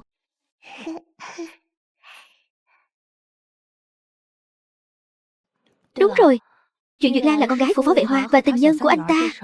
Chúng ta có nên nói với Văn Nguyệt không? Thôi đừng vội, chuyện không có bằng chứng. Cô ấy sẽ không tin đâu. Cô ấy sẽ chỉ nghĩ rằng hai chúng ta đang cố chia rẽ tình cảm vợ chồng họ. Được rồi, vậy anh đi sớm về sớm nhé. Thắt đẹp lắm, anh đi đây.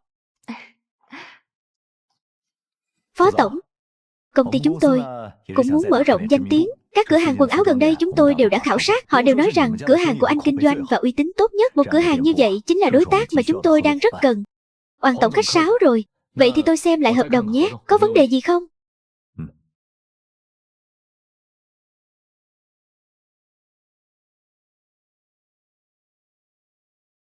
Dạ đúng rồi. Đây là một chút quà, một chút tấm lòng. Xin hãy nhận cho.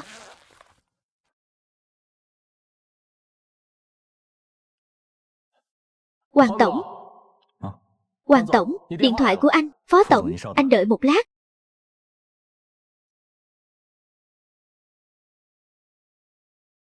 Đồng chí Phó Vệ Cương, chúng tôi nhận được tố cáo anh là quản lý cấp cao của doanh nghiệp tư nhân nhận hối lộ. Xin hãy đi cùng chúng tôi một chuyến. Đồng chí cảnh sát, tôi không hề nhận hối lộ. Tôi bị oan. Chúng tôi sẽ điều tra làm rõ.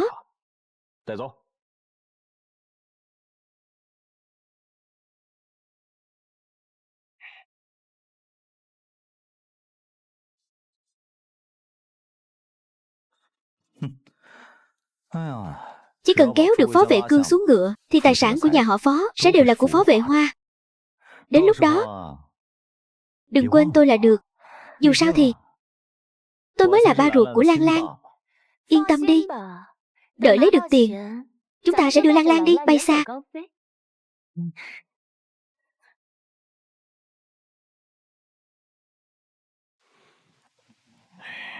Sao lão nhị lại đàm phán lâu như vậy chứ? Đợi cậu ta về thức ăn nguội hết rồi.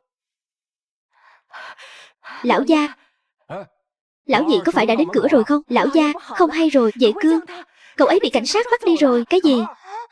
Tôi gọi điện hỏi thử. Bà Lô, là tôi.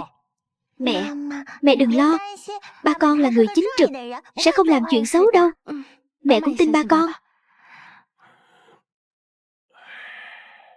Thế nào rồi ba? Rốt cuộc là chuyện gì? Bây giờ chúng ta có thể đến thăm anh ấy không? Đây là rất khó. Họ nói là nó nhận hối lộ, bị bắt quả tang. Chỉ là chuỗi bằng chứng cần điều tra thêm. Vậy phải làm sao đây? Vậy Vệ Cương còn có thể ra ngoài được không? Anh ấy không ra được đâu. Phó Vệ Hoa, lời này của anh có ý gì? Có ý gì là sao?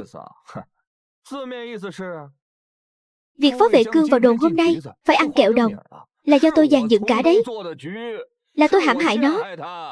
Phó Vệ Hoa, anh đúng là không còn tính người. Đồ khốn này, nó là em trai anh đấy. Ngồi xuống đi, lão già. Ông nội, ông không sao chứ? Bác thật xấu. Sao bác có thể đẩy ông nội chứ? Ông ấy còn không coi tôi là con trai ông ấy. Tại sao tôi phải tôn trọng ông ấy? Tiếc quá ba ơi, biết sai rồi chứ. Ba đã đuổi đứa con trai có triển vọng nhất và hiếu thảo nhất như con ra khỏi nhà. Ba có hối hận không? Ba đừng tức giận. Ba ơi, hít thở sâu đi ba. Dù sao thì con cũng không sợ ba tố cáo con. Hôm nay con nói ra những lời này, ngoài hai người ra thì không ai biết cả. Dù sao thì cũng không thể làm bằng chứng. Ba, con thấy ba cuối cùng vẫn phải nhờ con lo hậu sự.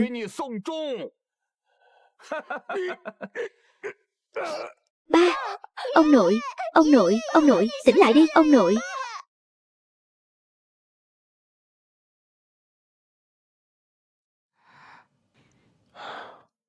Ông ấy không sao đâu. Những ngày này cứ để ông ấy nghỉ ngơi thật tốt. Nhớ uống thuốc đúng giờ. Tuyệt đối không được để cảm xúc quá kích động.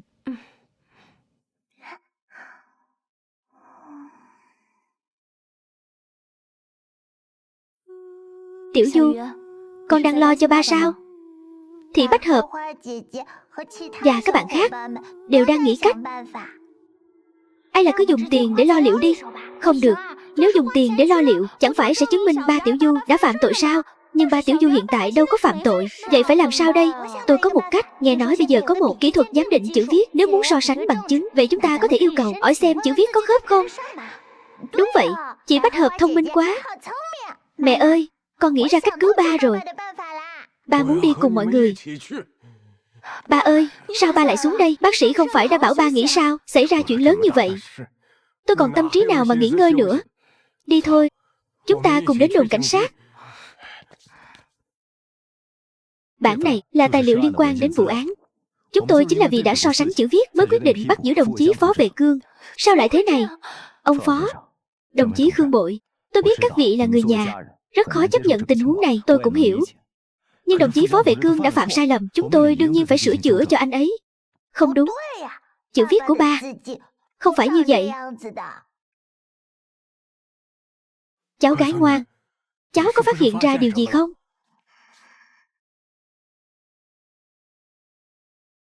Ông nội, mẹ, mọi người nhìn này. Đây là tờ báo tường mà ba đã vẽ cùng Tiểu Du hôm đó.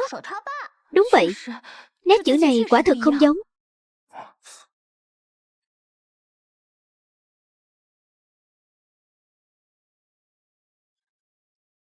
Quả thực không giống lắm.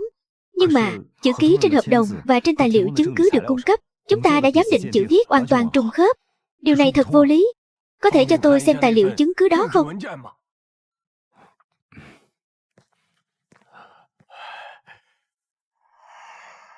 Bức thư này chính là bức thư mà đồng chí Phó Vệ Cương đã gửi về nhà khi ông ấy về nông thôn. Chúng tôi cũng đã so sánh với tài liệu này. Thư nhà, thằng hai lại viết thư nhà cho tôi sao? Ba, Vệ Cương xuống nông thôn mấy năm nay liên tục viết mấy trăm lá thư về nhà. Ba không nhận được lá nào sao? Ta chưa bao giờ nhận được lá nào. Chắc chắn là do Phó Vệ Hoa giở trò.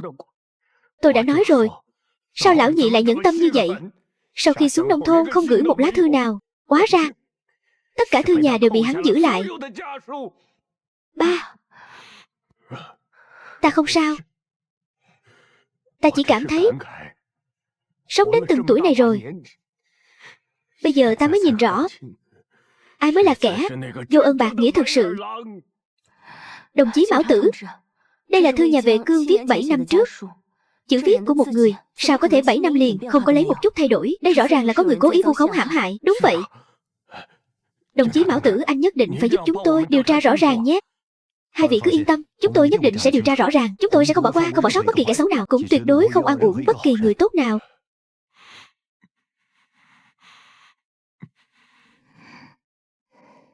Ông nội, ông sao vậy?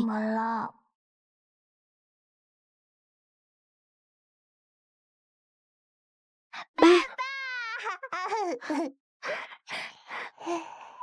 ba, giờ đã làm mọi người lo lắng rồi. Người không sao là tốt rồi.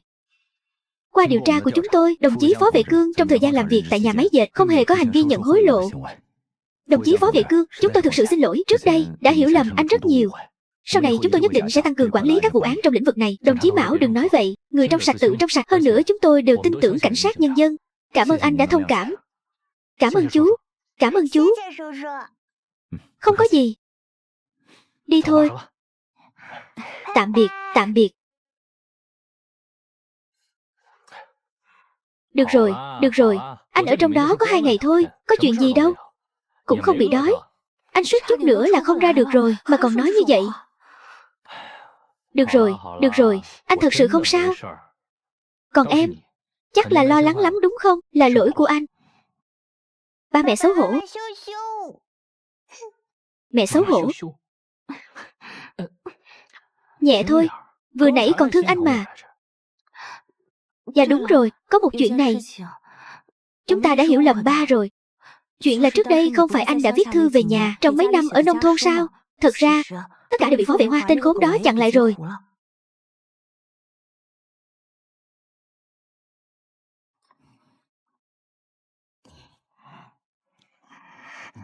Ba và ông nội đã làm hòa rồi. Làm hòa gì mà làm hòa chứ? Ba và ông nội chưa từng giận nhau. Thằng nhóc hỗn xược này. Ăn cơm, ăn cơm. Không ngờ chuyện này cũng không hạ bệ được Phó Vệ Cương. Anh ta đúng là may mắn. Dễ Hoa, chúng ta đừng đấu với em trai nữa. Anh xem mấy lần anh làm đó. Lần nào anh ta mà không đòi lại cả gốc lẫn lãi. Lần này Vệ Cương ra ngoài nhất định sẽ không bỏ qua cho chúng ta. Chúng ta cứ thành thật nhận lỗi. Làm phó giám đốc cũng được. Ai thèm làm phó giám đốc. Tôi muốn làm giám đốc chính thức. Bây giờ bị giáng chức rồi, tiền lương mỗi tháng còn bị giảm đi một nửa. Còn muốn gia đình chúng ta chết đói sao? Vậy bây giờ phải làm sao đây? Của hồi môn cũng bị lấy mất rồi. Ban đầu ba cũng đứng về phía chúng ta. Nhưng bây giờ thì sao? Không còn gì cả. Chính vì chúng ta không còn gì cả càng phải buông tay mà chiến đấu.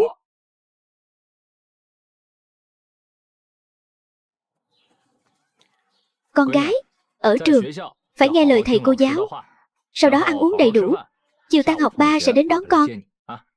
Tiểu Du sẽ ngoan ngoãn đợi ba đến đón. Được rồi, đi đi. Ở trường hãy chơi thật tốt với các bạn nhé. Tạm biệt.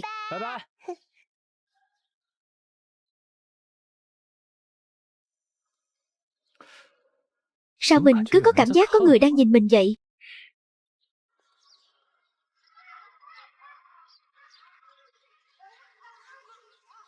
Con muốn tặng hạt giấy cho ba.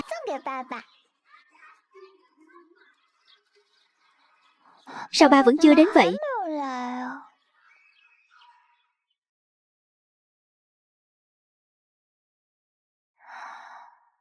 Ba đi đâu rồi?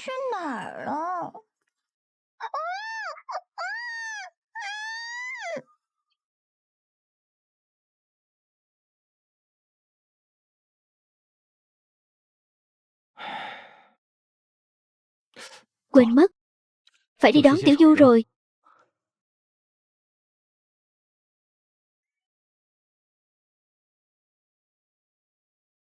Trưởng phòng phó đang vội đi đón con. Đúng vậy, tan học lâu rồi. Phải đi đón con thôi. Anh đúng là một người ba tốt, không bao giờ bỏ đón con. Ông xã nhà tôi bảo anh ấy đi đón con, cứ như là hại anh ấy vậy. Đi nhanh đi. Tôi đi đây. Vâng.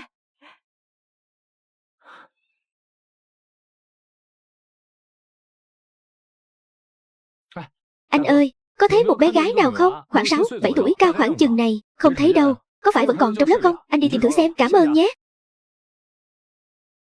Cô giáo Quách, ba của Phó Du. Tôi muốn hỏi một chút, có thấy Tiểu Du nhà tôi không? Phó Du đã tan học từ lâu rồi mà. Nhưng tôi không thấy con bé ở cổng trường. Anh đừng lo lắng. Con bé có thể đã đi chơi với những người bạn khác rồi. Nhưng con gái tôi hiểu nó mà. Nếu nó đi chơi sẽ không bao giờ không nói với tôi. Không sao đâu, cảm ơn cô Quách.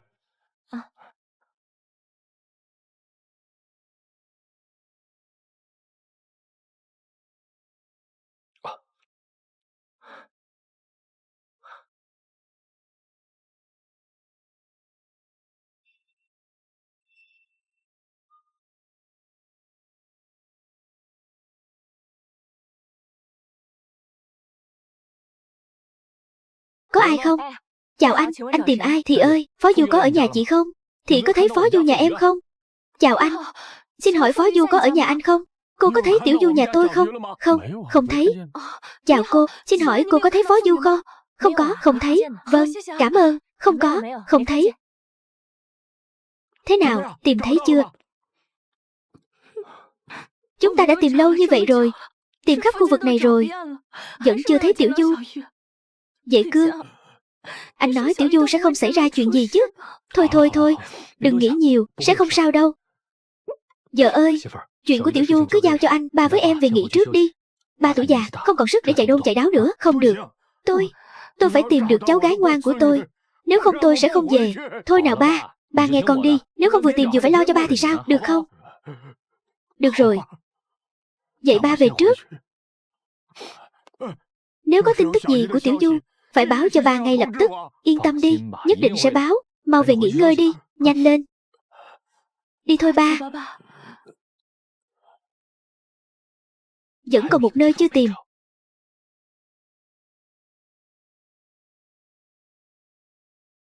Tránh ra, Phó Vệ Cương, anh làm gì vậy? Có phải anh đã bắt cóc con gái tôi không? Chú mất trí rồi à? Tôi bắt cóc con gái anh. Tôi cảnh cáo anh, Phó Vệ Cương, anh không có bằng chứng thì đừng có vu khống. Cả con phố này chỉ có anh là thù oán với tôi, chỉ có anh là không ưa tôi. Không phải anh thì là ai? Ai mà biết được có phải bị bọn buôn người bắt cóc rồi. Dù sao thì trước đây con bé cũng từng bị bọn buôn người bắt cóc tìm chết à. Tôi nói cho anh biết, sau này nói chuyện nếu còn ăn nói lung tung như vậy, đừng trách tôi lấy bao tải trùm lại rồi ném xuống sông. Anh hiểu tôi mà. Anh cũng biết tôi làm được mà. Tiểu Du, con có ở đó không? Con gái, con có ở đó không? Tôi nói cho anh biết, tốt nhất là anh đừng có động vào Tiểu Du. Nếu không, tôi nhất định sẽ cho anh nếm mùi đau khổ. Dễ Hoa, anh nói thật với em đi. Rốt cuộc anh có động vào Tiểu Du không? Dù chúng ta có không nhận con bé, thì con bé vẫn là con gái ruột của chúng ta. Tôi là người như vậy sao?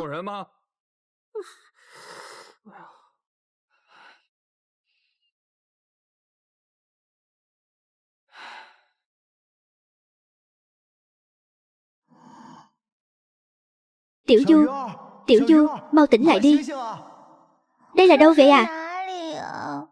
Đây là nhà máy dệt của ông bác độc ác của con đó. Tiểu Du, lại đây. Em quay sang trái một chút. Anh sẽ gỡ miếng vải đen xuống. Xin lỗi Tiểu Du, dây trói tay chân của em bị trói chặt quá. Anh không cởi ra được. Không sao đâu anh dây leo. Anh có thể giúp Tiểu Du. Tiểu Du đã rất vui rồi. Vậy thì là bác cả đã trói Tiểu Du đến đây sao? Đúng vậy. Ông ta là một kẻ xấu xa cực kỳ. Ba ơi, mẹ ơi, ở đây có chú. Đi nào không ạ? Cứu với. Đói quá. Tiểu Du, nhà kho này cách âm rất tốt. Nhiều năm rồi không có ai đến. Em có la cũng không ai nghe thấy đâu. Em cứ giữ sức đi. Chúng ta nghĩ cách khác. Đúng rồi, anh dây leo. Anh có thể mở cái đèn pin lớn được không? Anh không mở được. Cửa lớn cần chìa khóa. Phải mở khóa từ bên ngoài mới được. Làm sao bây giờ? Ba mẹ không tìm thấy Tiểu Du, họ nhất định sẽ lo lắng lắm.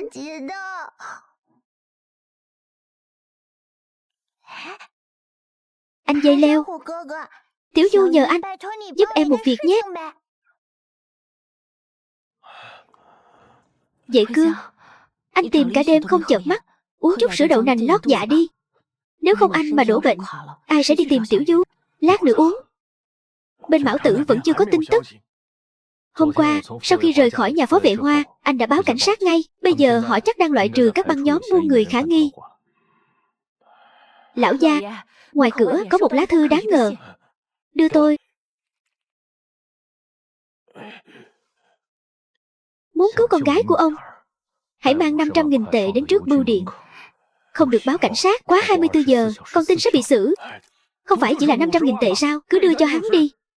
Ba, thế này, con đi lấy của hồi môn của mẹ mang đến nhé. Em đi cùng anh về lấy. Nhưng em nói thật lòng, nếu tiền đã đưa đi rồi, Tiểu Du không về được thì sao? Ai là chúng ta cứ báo cảnh sát trước đi. Xem cảnh sát xử lý thế nào. Tiền không quan trọng. Chỉ cần có một phần dạng cơ hội có thể cứu Tiểu Du, chúng ta nhất định phải thử. Khoan đã. Tôi nghĩ dì Trương nói có lý. A Bội, con gọi cảnh sát trước đi. Nhất định phải nói rõ với họ, bọn bắt cóc có thể đang theo dõi nhà chúng ta. Bảo họ cải trang, đừng đánh động. Đến lúc đó, Vệ Cương sẽ mang tiền đến. Bảo họ âm thầm bảo vệ một chút.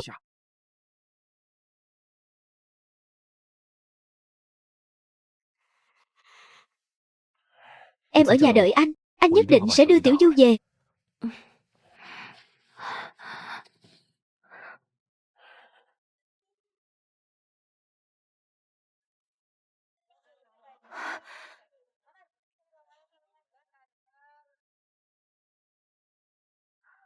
Bà Lô, anh ấy đã đi rồi. Tôi không tiện theo dõi. Đừng quên lời hứa của anh với tôi. Khi có tiền, anh phải chia cho tôi một nửa. Được. Vậy tôi cúp máy đây.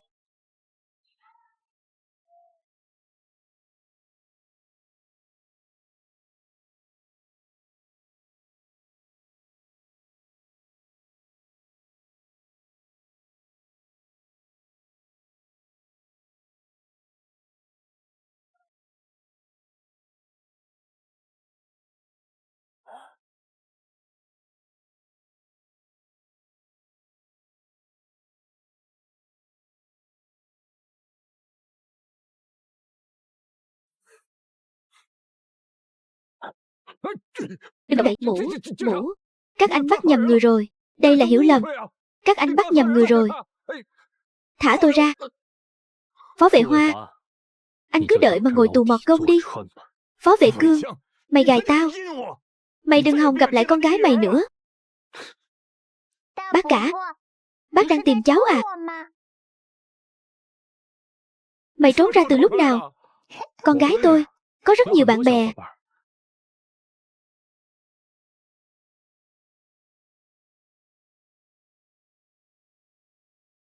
Các người là bạn của Tiểu Du đúng không? Mày có biết con gái tao ở đâu không?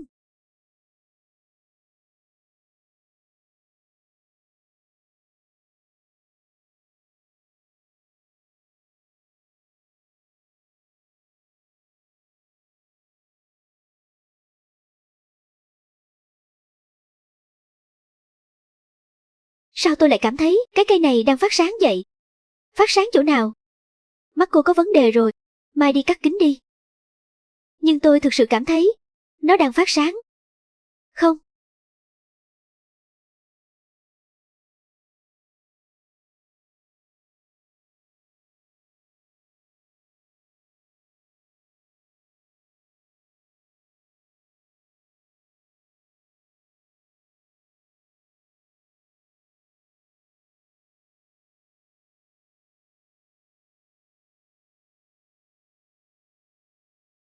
Con gái. Con gái có ở trong không?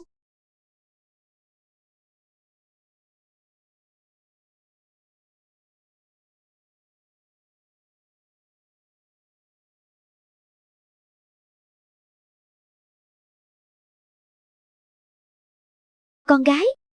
Con gái. Con đừng dọa ba. Con không sao chứ, con gái. Ba ơi. Tiểu Du đói quá. Phó vệ Cương, tao xử lý mày. Phó vệ Cương. Phó vệ Cương, mày đợi đấy. Đi đường bình an nhé. Chào tạm biệt chú đi con. Chào chú. Xong rồi.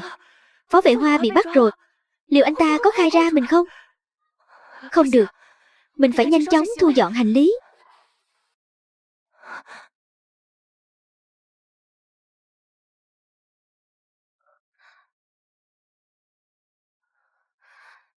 Nếu đi cũng phải đưa Lan Lan đi cùng.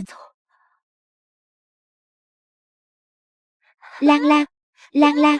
Lan Lan. Cô là ai? Cô tìm Lan Lan làm gì? Lan Lan. Đồ đàn bà mất trí từ đâu ra vậy? Cút ra ngoài. Lan Lan, mau ra đây. Mẹ đưa con đi. Lan Lan. Mẹ. Lan Lan. Lan Lan. Con đang gọi ai là mẹ vậy? Mẹ Diệp mới là mẹ ruột của con. Ba cũng thích mẹ Diệp nhất. Lan Lan, mẹ không có thời gian nói nhiều với con. Mẹ chỉ hỏi con một câu. Con có muốn đi với mẹ không? Lan Lan muốn đi với mẹ. Được.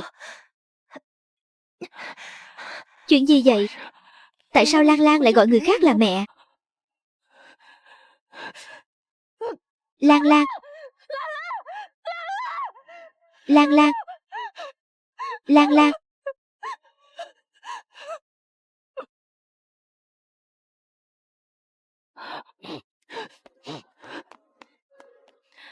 Ai đồng chí, có chuyện gì sao? Chào cô, xin hỏi đây có phải là nhà của Phó vệ Hoa không? Đúng vậy. Anh ấy đã phạm tội gì?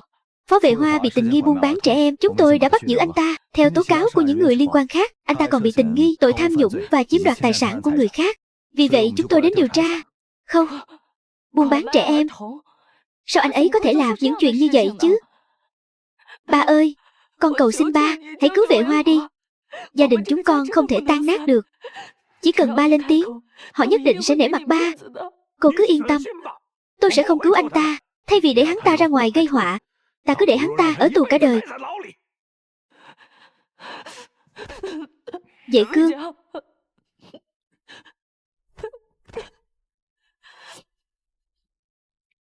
Khương Bội.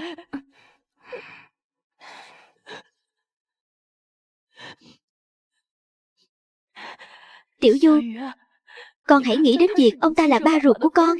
Con hãy cầu xin ông nội, cầu xin ba con đi. Văn Nguyệt, sao cô lại mê muội đến vậy chứ? Vì Phó Vệ Hoa, cái tên khốn này không xứng. Cô không biết sao, anh ta ở bên ngoài bao nuôi Tiểu Tam. Hơn nữa, Phó Duyệt Lan mà cô nuôi dưỡng bấy lâu nay, có thật là con của bọn buôn người không? Cô ta không phải. Cô ta là con riêng của Phó Vệ Hoa và Tiểu Tam bên ngoài, cô biết không? Anh đừng nói nữa. Tóm lại, cô về đi. Chuyện này, ai cầu xin cũng vô ích. Tôi nhất định sẽ khiến anh ta ngồi tù mọt gông.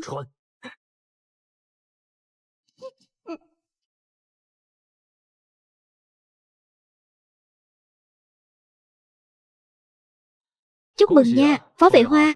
Nghe nói bị kết án chung thân, cũng tốt. Ít nhất là ở trong đó, cả đời không lo ăn uống. Dạ đúng rồi. Quên nói với anh, đồng bọn của cô tên là gì ấy nhỉ? Điệp Đại Huyên cũng bị bắt rồi. Còn có Phó Duyệt Lan đã được đưa đến trại trẻ mồ côi rồi. Vệ Cương, tôi cầu xin chú, đừng đưa Lan Lan đến trại trẻ mồ côi. Lúc này anh vẫn còn muốn thể hiện cho tôi thấy tình ba con sâu nặng của anh sao? Tôi nói thật với anh nhé, nếu con bé thật sự là con gái anh, có lẽ tôi sẽ tìm cách cho nó một nơi tốt đẹp.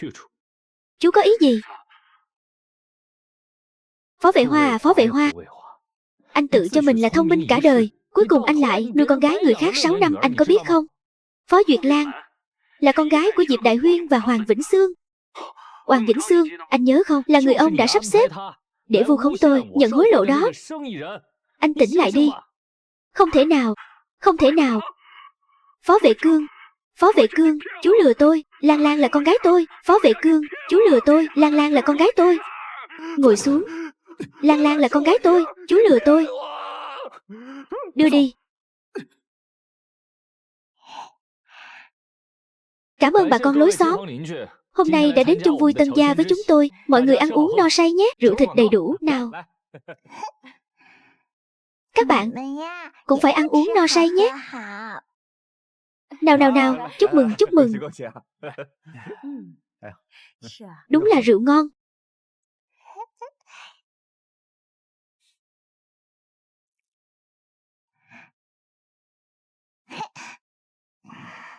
Ba, con gái.